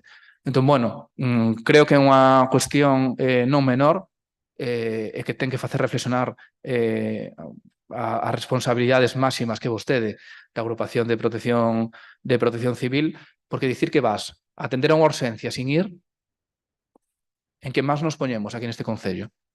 Vale? Entón, reflexionen e cando a Protección Civil faga ese informe, me gustaría recibilo para compararlo co que fixo o 112, que, por certo, moi diligentemente tardou 2 días en transmitir toda a información. Outra cuestión, o pasado 4 de novembro, na comisión que celebramos para falar das inundacións, o alcalde dixo que tiña pendente unha reunión con Augas. Celebrouse esa reunión? Non, todavía non se celebrou. Vale, novembro, decembro, xaneiro, estamos casi en febreiro. Da hora Pabellón xa preguntou moi ben, por certo, a concelleira do Partido Socialista, quedou claramente o que pasou aquí. Outra pregunta, vimos que seguen sen recoller os piñeiros que teñen ciscados polo piñeiral e que tampouco fixeron nada con aquel que avisamos de que estaba en risco de caída. Non sei se teñen pensado facer algo con isto. Houve unha recollida. Os piñeiros do piñeiral. Houve unha Sí. Retiraremoslo pronto, sí. Pero xa houve unha recollida. No, quitouse un e vai quitar outro, que caeu a semana pasada, creo. Bueno, hai un que leva máis de 2 meses ali tirado. Sí, ese é outro que é algo grande para os nosos operarios. Estamos a ver se algunha empresa non lo quita, porque nós non somos capaces. Curioso que o que hai un ano eran dramas horribles deste concello, agora son cousas intrascendentes. Tamén no pleno de novembro trasladamos a preocupación por como está a executar a Xunta de Galiza esas obras da C122, que naquel pleno de novembro levaba semanas asfaltada e sen pintar. Agora, pintaron as líneas dos laterais, pero segue sen pintar as líneas que dividen a estrada. Non sei se teñen coñecemento de como está transcurrindo esa obra, porque penso que, bueno, que si que temos que esperar 2 meses para que pinten unha parte da estrada, nos parece un pouco grave. Están pendentes de pintar a liña divisoria dos carrís. Evidentemente, esa situación débese pola meteoroloxía, que eles evidentemente teñen que ter a carretera seca e a meteoroloxía seca. A meteoroloxía que houve nestes tempos permitiulle pintar os carriles laterais, esperan facer o interior en canto poidan. Evidentemente, cando hai choiva, a empresa non está ali esperando, móvese a outras actuacións que poida realizar mentres tanto para aproveitar os días, e imagino que será cuestión da maior brevidade posible que a teñamos pintada. Me tengo que ausentar por un motivo personal. De acuerdo, muchas gracias. Moitas gracias, señor Ladra. Ben, e sobre estas mesmas obras, quería saber se solucionou os problemas de filtración de augas que había cara a Costa do 21. Ali mellorouse o trazado e a recolección de augas cara a unha arqueta circular que está ali. Encharcase moito ou menos a auga nesa intersección co camiño que sube para arriba. Evidentemente, pois a actuación mellora a recollida das augas. E logo, posteriormente, sí que é certo que conviña unha actuación quizáis a estudala no camiño do 21 para que a auga baixe dunha maneira máis axeitada. De acordo. No polígono Vilar do Colo colocaron un cartel da Xunta de Galiza, tamén co logo de Cabanas, sobre as obras de mellora do firme da calzada e sinalización nas rúas Mareira e Mariñasol, que non se corresponde co imposto pola subvención e que ademais figura son castelán incumprindo a ordenanza de normalización lingüística que temos aprobada no Concello de Cabanas, polo que rogaríamos que revisasen ese sinal para a súa retirada ou corrección. Despois, preguntamos tamén no anterior pleno polo sinal tirado no camiño do Ventín, que dixeron que iban colocalo e aínda non o fixeron. Levan outros 2 meses sin colocar. Está colocado ahora. De hoxe. Hoxe pola mañá, sí. Vale, onte non estaba. Bueno, No, onte non, foron hoxe pola mañá. bueno, pois está ben. Cadroulle. Despois, vimos tamén que non sei se o 10 ou 11 de xaneiro decidiron por fin acordoar o desprendemento do pau da guía, un problema que tardaron cando menos 30 días en facelo, creo que a primeira instancia que temos é do 11 de decembro. Parecelles un prazo razoable para poñer un valado ali nun desprendemento nun punto tan transitado como ese? Ahora está remitida, o sea, a actuación está remitida ao Ministerio de Fomento porque o titular do solar ese propiamente citado. Eles serán os que teñan que facer as diligencias previstas. Dentro do Concello de Cabanas actuouse e así se fará. Bueno, todos un mes tarde para poñer unhas cintas e dous balaos. Penso que tamén temos que pensar un pouco os tempos nos que actuamos para prever perigos, porque ali non caeu ninguén porque non lle cadrou. Bueno, iba a preguntar polo coworking e tal, xa contestou tamén a preguntas dos compañeiros. Tiña tamén unha pregunta, porque no pleno de novembro aprobamos a creación dunha comisión especial de transición xusta e quería preguntar cando ten previsto traer a creación desa comisión a pleno. O traeremos a maior brevidade posible. Vale, despois, bueno, tiña unha especie de robo, que revisen en Laraxe na estrada o espello que hai fronte á saída da estrada de Fonfría, un espello que leva tempo roto tamén para mañar. Bueno, quería facer un agradecemento desde aquí ás nenas e nenos de Cabanas que deberon de pedirlle ao palpador que por fin lles trouxeran unhas novas cordas para arranxar o barco pirata do Parque de Areal, porque nada máis e nada menos que 5 meses levoulles a mañar as cordas do barco, desde agosto do ano pasado. Ahora ben, non basta con colocalas, deberían de ir a revisalas, porque non só hai que poñelas, tamén hai que tensalas, porque tal e como están, pues non valen absolutamente de nada. E unha pregunta, resumo, bueno, dicirlles que levoulles máis dun mes sinalar o desprendemento do pau da guía, 3 meses sin sinalizar o desprendemento da ruta da costa, outros 3 meses sen poñer un pé tirado, o sea, un sinal tirado ao pé dunha cuneta, 4 meses sen recoller os piñeiros en mal estado e tirados, 5 meses para colocar as cordas do parque. A pregunta é moi clara. Que fan vostedes no seu día a día? Facer todo eso que vostede acaba de enumerar. Que evidentemente, pois, se hai algún retraso será porque algo pasou. Con respecto ao camiño da costa concretamente, foi sinalizado no día no que o BNG meteu por rexistro de entrada no Concello ese desprendemento, ese mesmo día actuouse e púxose ali a cinta, co cal non se tardou nada que quedou no día. Nas distintas actuacións, evidentemente, faise coa maior celeridade, intentando evidentemente sempre minimizar o risco e garantir a seguridade viaria e veciñal. Moitas grazas, non hai máis preguntas pola miña parte. Adiante, por favor.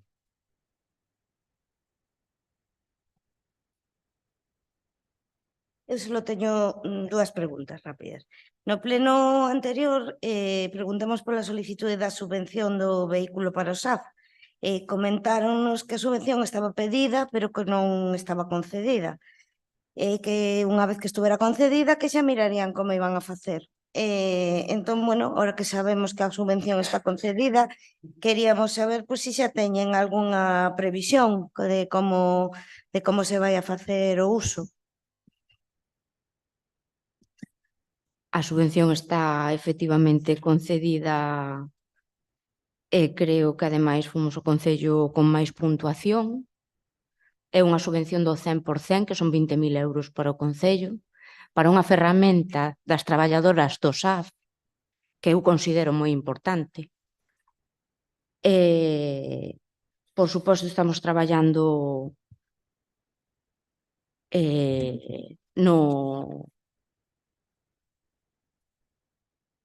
na posta en marcha do servizo, pero sempre consensuado coas traballadoras. Non lle podo decir exactamente como se vai a levar o servizo, como se vai a usar o coche, seguramente será por prioridade, porque dende que estamos no goberno xa tuvemos un caso de que unha traballadora fastidiouse o coche e non poido facer o servicio. Creo que é algo que non nos podemos permitir como Concello, que un servicio de SAF non se leve a cabo.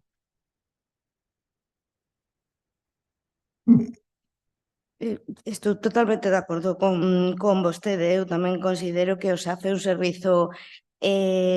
servizo básico, pero tamén considero que un coche non lle soluciona a vida ás traballadoras. É unha ferramenta de traballo. Por favor, non me interrumpa, que eu a vostede non a interrumpín. Deixeme acabar e logo me replica o que queira, vale? Seguramente será por prioridade. Ben, me parece un criterio. Bueno, polo menos obtemos unha resposta. Está ben pedir unha subvención para algo que consideras necesario sin saber como vas a usar. Nada máis. Simplemente queríamos saber cal era esa actuación, porque como a resposta foi aínda non está concedida, agora sabemos que está concedida. Entonces, se xa tiñan pensado, pois, como vai a facer. O criterio vai a ser a prioridade. Pois, perfecto, me parece bo criterio. A seguinte pregunta que, bueno, un pouco pregunta e un pouco incidir que xa comentou o señor Ladra sobre o tema da RPT. Vostede no anterior pleno, vendo o vídeo da grabación, se eu non me confundín, nos comentou que tuvera que non se reunira cos relatores, pero que se tuvera algunha xuntanza ou que falara con algúns dos sindicatos. Nos pode decir con cales falou? Cos dous sindicatos que están representados o CESIF e o UGT. Vale. E, bueno, vostede sabe que ten que falar con todos os sindicatos, non? Ten que falar con todos os sindicatos que teñan representatividade e cos sindicatos mayoritarios. Entonces, falados con todos os sindicatos, varios sindicatos nos comentan que non recibiron ningunha comunicación por parte do Concello, non ten que ser. Entón, bueno, e logo quería facer unha pequena reflexión sobre algo que se comentou hai un ratiño aquí, que, bueno, se comenta que a RPT non se aproba na Mesa Xeral de Negociación. A RPT sí se aproba na Mesa Xeral de Negociación. De feito, unha das poucas potestades que teñen as organizacións sindicais a través do artigo 37 do EBEP é que un dos aspectos que hai que negociar sí ou sí con eles son os temas salariais e as modificacións dos postos de traballo. Ese mesmo tema xa saliu na mesa de negociación e xa se dixo que sí se aproba. Outra cousa é que despois teña que pasar o trámite do pleno e que se non pasa o trámite do pleno non se vai a poder aplicar, vale? Pero sí se pode negociar. Non, quero facelo constar, vale? Porque non quero que quede a idea de que as mesas de negociación coas representantes dos traballadores e das traballadoras non sirven para nada, porque sí que sirven e hai unha normativa que hai que cumplir e poden consultar o artigo 37 do EBEP. Simplemente decir eso, e que ten que consultar non só aos que teñen representación, sino a todas as entidades, a todos os sindicatos tamén máis representativos. Eu agradezolle esa constatación e, evidentemente, nos chegado o momento, pois iremos reuniéndolo con todos os sindicatos. Xa o comezamos a facer, xa o fixemos incluso cun sindicato 2 veces, e, evidentemente, tentaremos sempre o maior acordo social cos distintos traballadores do Concello de Cabanas. Novamente, por darlle traslado a esa cuestión. Por apuntar, evidentemente, outro que fala da mesa de negociación, lóxicamente, eu tampouco quixera dar a imaxe de que a mesa de negociación non sirve para nada. Evidentemente, pero bueno, sí que sirve, evidentemente, chega a acordo, negóciase, unha parte moi útil e moi importante, sen embargo, a ver, tanto os criterios técnicos como do persoal que coñece o tema que é precisamente o cualificado para saber a reglamentación a este respecto, incluído o sindicato indica que evidentemente non é o trámite do pleno, é que o pleno a que aproba e a mesa acorda. A mesa acorda o que se leva ao pleno, pero ata que o pleno o que aproba non está aprobada. Porque o trámite necesario ou o máis requirente é o tal. Así me explican, eu remítome a eso, é o persoal que me Yo voy indica a esta. responder con outra pregunta, por favor. Vostede traería a pleno calquera acordo, xa non estou falando da RPT, calquera acordo, calquera acordo que pretenda levar cos traballadores e traballadoras do Concello sin ter acordo cos representantes dos traballadores e coa maioría dos traballadores e traballadoras?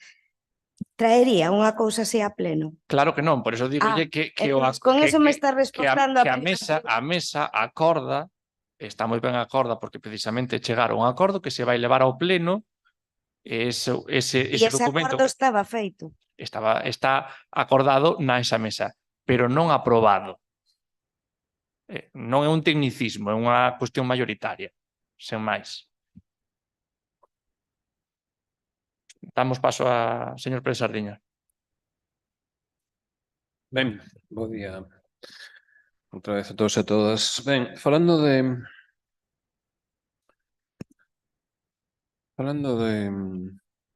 do persoal.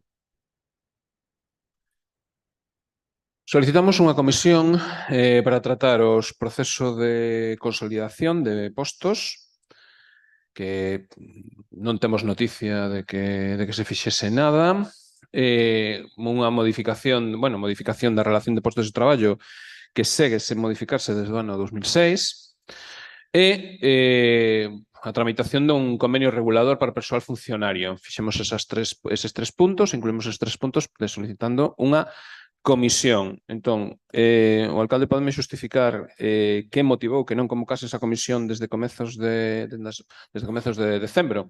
Xa van para 2 meses. Creo que desto tamén falamos, evidentemente... Por WhatsApp. Contestoume por WhatsApp, sí. Bueno, xa sei que non é a canle máis oficial, pero é unha contestación. É unha forma de facer diálogo tamén. Nese sentido, estaba ya a dicir que estábamos a dar os primeiros pasos na estabilización, que legalmente tiñamos que facelo, que ademais íbamos tarde, que estábamos dando os primeiros pasos da estabilización, tendo unha reunión cos traballadores do Concello, coñecendo as súas inquedanzas, resolvendo dúbidas, e neses pasos estaríamos. En canto tiveramos algo máis materializado, eu volvín a decir que non me opoñía en ningún caso a ter esa comisión, que pola miña parte está perfecto e debemos tela. Agora, o primeiro é, evidentemente, reunirse cos traballadores, coñecer as súas inquedanzas, as súas dúbidas, resolvelas, ver que queren, ver como se pode facer, como podemos enmarcar isto da mellor maneira para todos e a partir de aí avanzamos e sentámonos. Pero temos que dar os pasos iniciales e que ademais xa están dados e xa estamos avanzando niso. Entón, non temos ningún problema. Ben, entón, a pregunta seguinte, porque vostede sabe que nos presentamos unha proposta no mes de setembro en relación a este asunto, a un destes asuntos, concretamente o proceso de consolidación, que foi aprobado polo Pleno en setembro de 2023. Cando foi a reunión cos traballadores en relación a, por exemplo, a consolidación? Porque a posteriori da solicitude que fixemos nós de comisión, Cando fixo vostede ou cando convocaron, estáme dicindo que fixeron unha reunión cos traballadores, non é o que acabo de anotar agora mesmo. Supoño que sería polo proceso de consolidación. Falaron do tema da RPT, falaron do convenio regulador. Que foi? A posteriori da nosa solicitude de comisión? Cando foi a súa solicitude de comisión? Primeiras semanas de decembro. Non lembro agora mesmo. Pode ser que sí que fora despois. Non yo podo afirmar, teño dúbidas entre novembro e decembro, pero pode ser que sí. Presentamos unha moción en setembro. Solicitamos unha comisión en decembro, comezos de decembro. A reunión, nós oficiosamente temos coñecemento que houve unha reunión posterior sobre ese tema, oficiosamente. Agora, cuidamos que a resposta esa é a correcta, efectivamente. Que temos que entender? Que nesas alturas non convocou a comisión porque non había nada feito. Precisamente por iso pedimos a comisión, porque non había nada feito. Entón, por que non a fai? Estamos, como lle digo, avanzando na estabilización, xa tivemos a reunión, xa estivemos facéndose os documentos, e cando lle teñamos un tema, algo concreto para tratar na comisión, xa lle dixen que son o primeiro en convocar, que non teño ningún problema. O que quero é traer cousas feitos á comisión e non vir todavía pois nunha fase moi preliminar que evidentemente pois non sería o propio.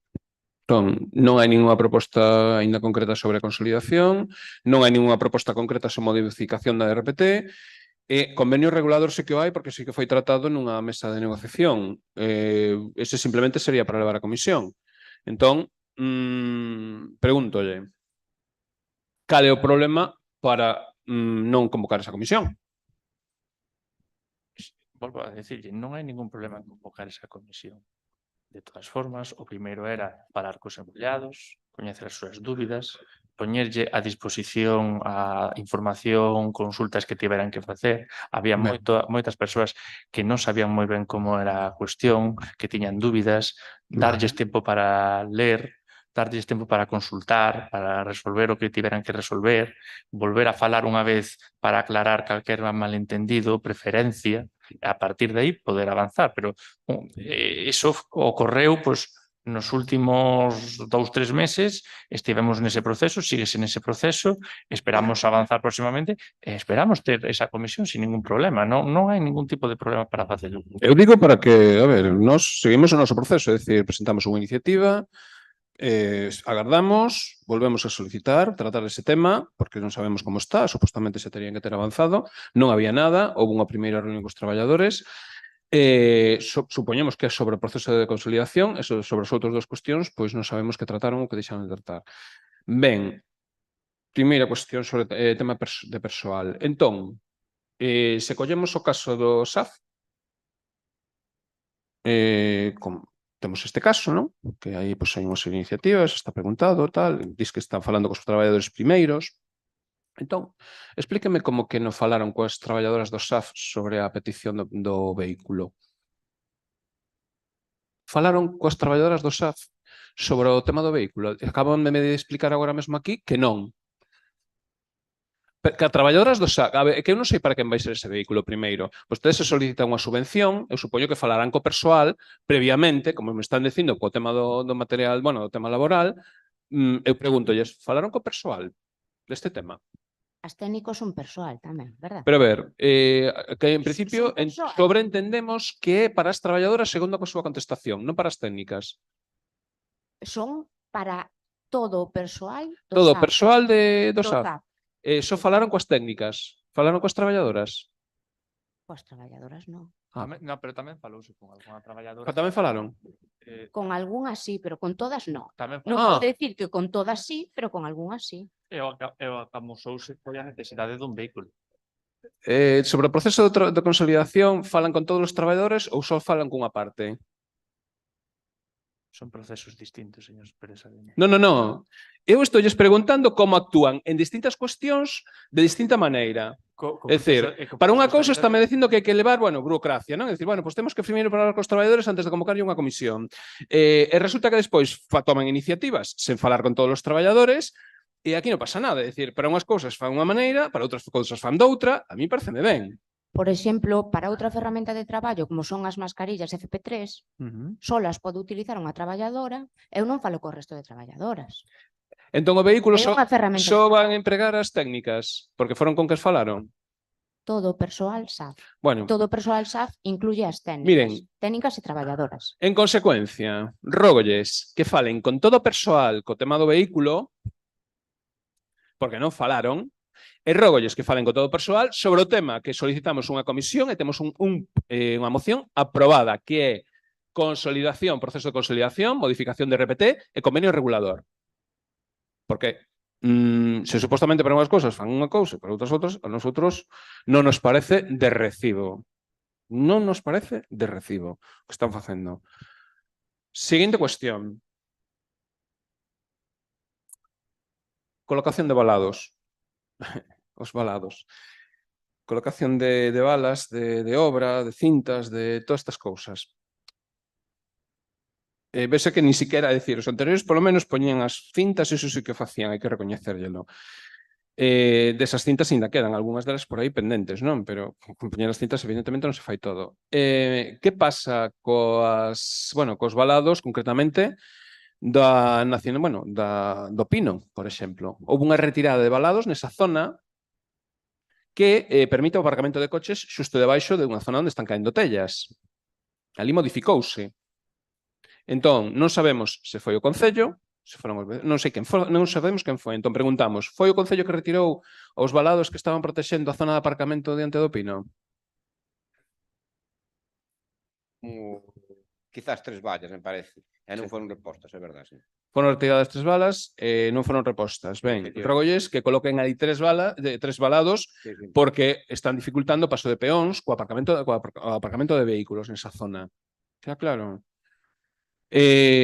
Aproveitando, que están facendo, cales son os trámites que están seguindo? Por unha banda, coa situación da esa edificación do Pino, e que trámites están seguindo tamén coa Casa de Xanares, que está todo máis ou menos parado, non sabemos en que situación se atopa, e queremos saber que o que está facendo o goberno local con relación a eses asuntos.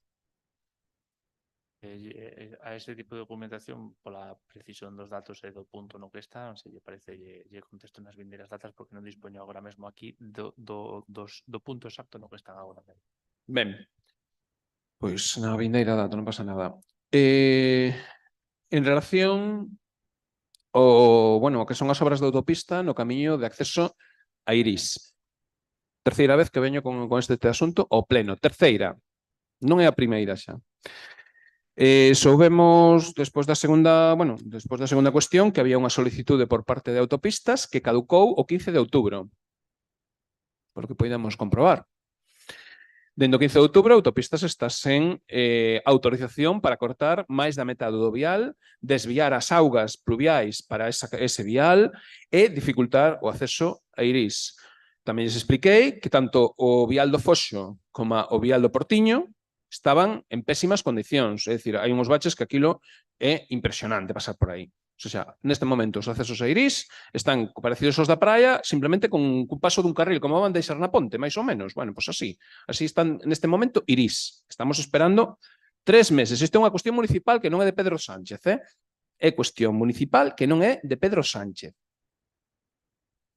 E autopistas neste momento está nunha situación ilegal.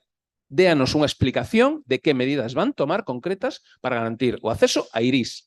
Están con menos, cun carril de acceso, e o resto son todo baches para entrar ali. É toda unha zona poboada, que son bastantes veciños, son 100 veciños que viven ali. Que están facendo? A ver, na praia son 180, ou 100 por aí. Tampouco son moitos máis, non se me vai a engañar. Que fan en relación a este asunto? Ustedes saben que falamos desto recentemente. Non, contésteme no pleno. A mí non me vale... E aparte non mesture a reunión dunha asociación con este tema. Bueno, non teño problema en contestarlle aquí. Eu creo que é o que debe. Como lle dixen a concesionaria da autopista, alegou que había unha superposición de dominios nese ámbito, máis alá deso solicitou o permiso para facer este tipo de obras que, como vostede ben di, estaba caducado dende o 15 de outubro. Xa se falou para que volva a pedir un novo permiso para continuar as obras como ten que ser.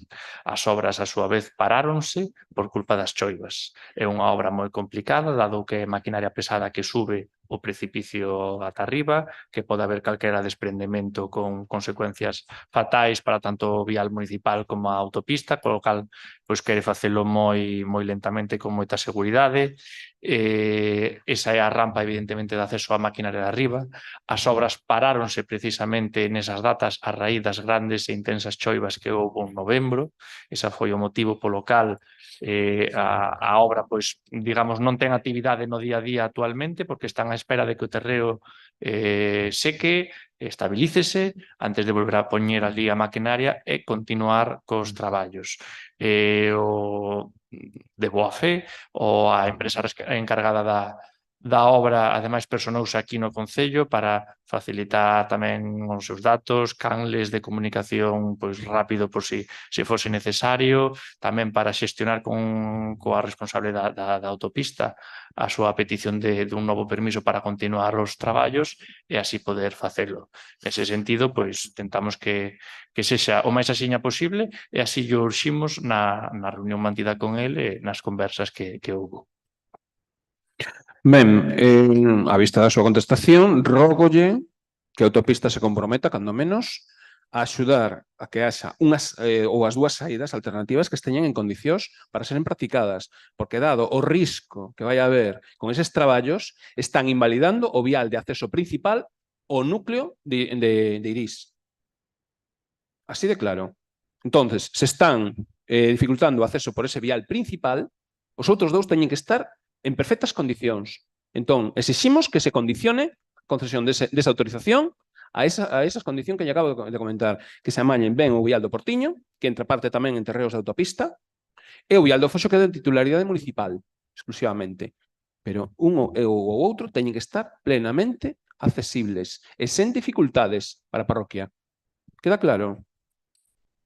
Que xa... As obras na praia. Que contestación lles deu aos veciños aos escritos que presentaron, porque presentaron queixas neste Concello, sobre a situación das obras da praia? Pero a cuestión é evidente, esas obras son levadas por Augas de Galicia. Evidentemente, dentro do Concello temos que vixiar as obras, temos que facerlle cumplimento, teñen lugar no termo municipal de Cabanas e, polo tanto, delas debemos facelas fronte, pero calquera cuestión que deba ser tratada directamente por unha afectación da obra demais non é Augas de Galicia o responsable a tratar. Nós, evidentemente, participamos da conversa, podemos remitirlle tamén a Augas de Galicia, podemos facerlle as peticións que haxa que facelas, así o estamos a facer. Sen embargo, a xente ten que saber quen é o autor da obra e ante eles teñen que facer calquera petición. Nós, pola nosa parte, axudamos en todo o posible para realizalo. Houve trasladouse a petición que realizamos de da apertura do paso peonil, Adif, oficialmente. Falouse con eles, pero non se lle trasladou oficialmente porque, evidentemente, xa viron que os prazos que se manexaba para a obra eran completamente fora de prazo. Chegaría ese punto a estar habilitado con moita posterioridade ao remate da obra.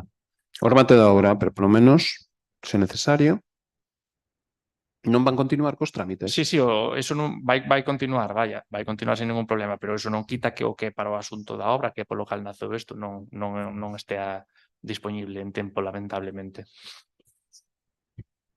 Ben, outra cuestión que nos suscitaron os veciños en relación a esas obras é a grande cantidade de entullos que se están acumulando na zona.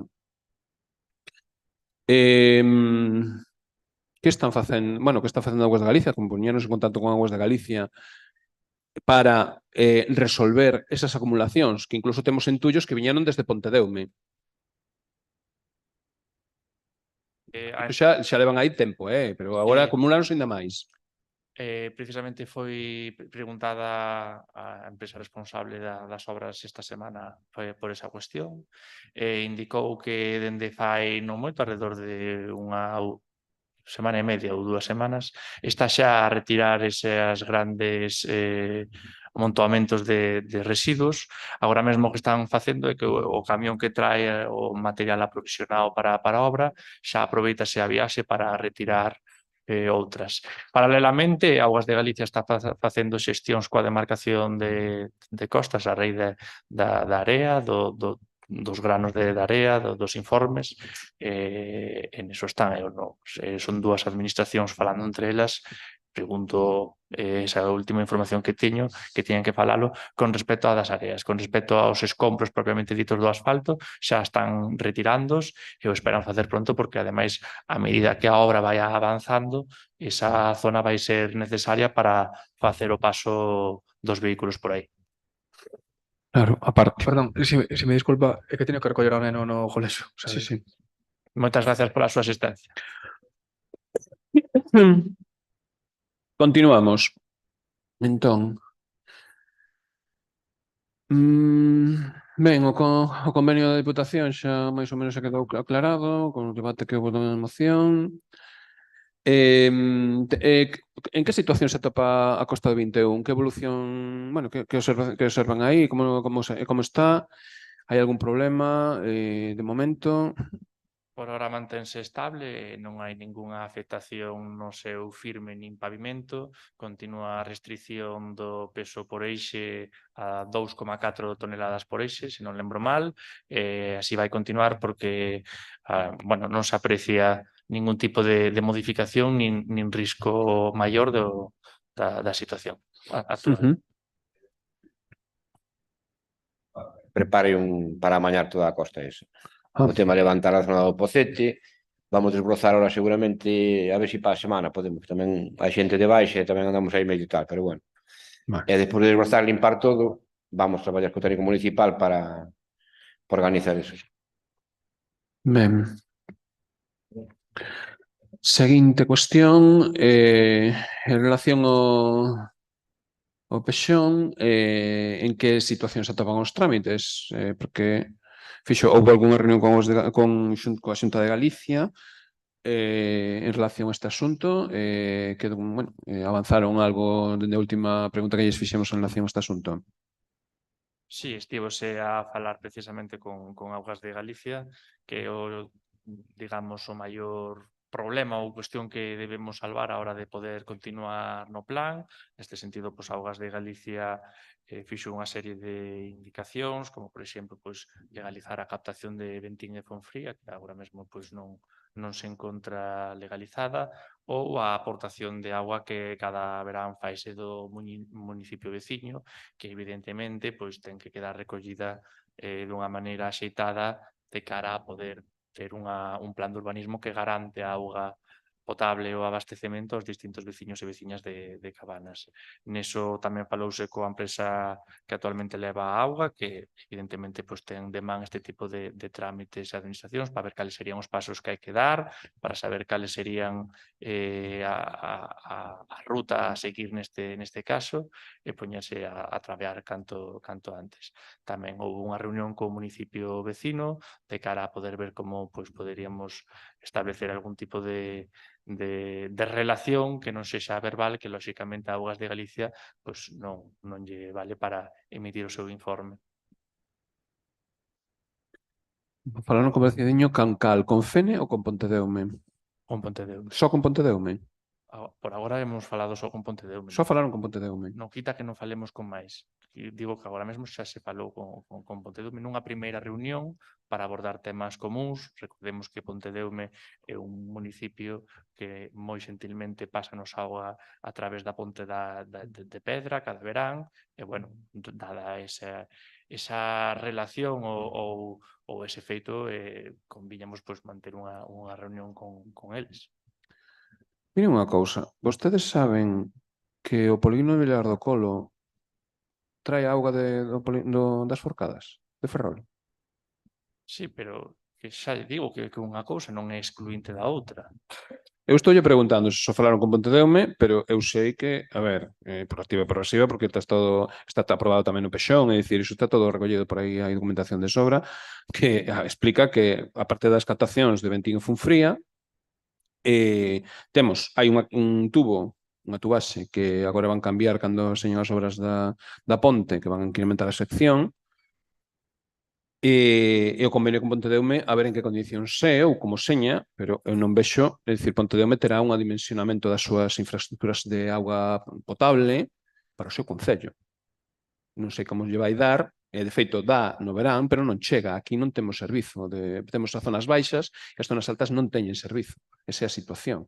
Temos un bombeo novo aí, que estaba feito de fai anos, que se gastou con 4 millóns de euros, que nunca non sei se utilizou alguna vez, no Peteiro, pero de momento non hai máis. Non sabemos cal é a capacidade que ten Pontedeume,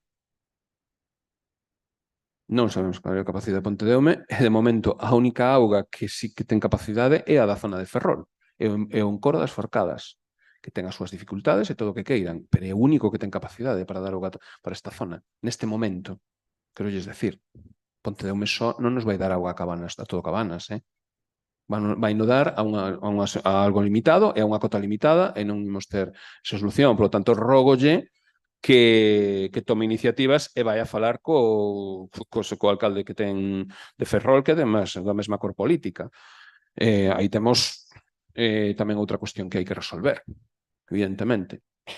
A parte que lle rogo tamén falar cos concellos de Fene, Ares, Bugardos, porque creo que había unha iniciativa presentada para pedir que a auga da Ribeira, a parte. Entón, aí hai moitas cuestións que hai que resolver e creo que falando con Pontedeume só non se van resolver. A raíz deso, precisamente, pois tamén falamos con outros concellos. Neste caso, pois, tivemos unha charla, non era unha reunión propiamente dita co Concello de Fene, no cal explicounos un pouco pois, a súa situación.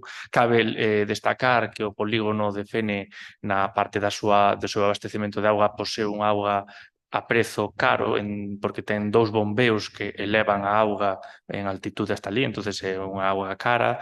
O vindeiro luns estou citado para acudir ao Concello de Ares para falar dese proxecto do que vostede fala polo Concello de Ares e o seu alcalde de maneira moi amable para o seu estudo, e con isto lle quero dicir que se está neso, que evidentemente xa se está traballando neso, que continuamos a facelo e que así seguirá sendo para garantir a auga a todos os veciños e veciñas de Cabanas e poder seguir avanzando no plan de urbanismo.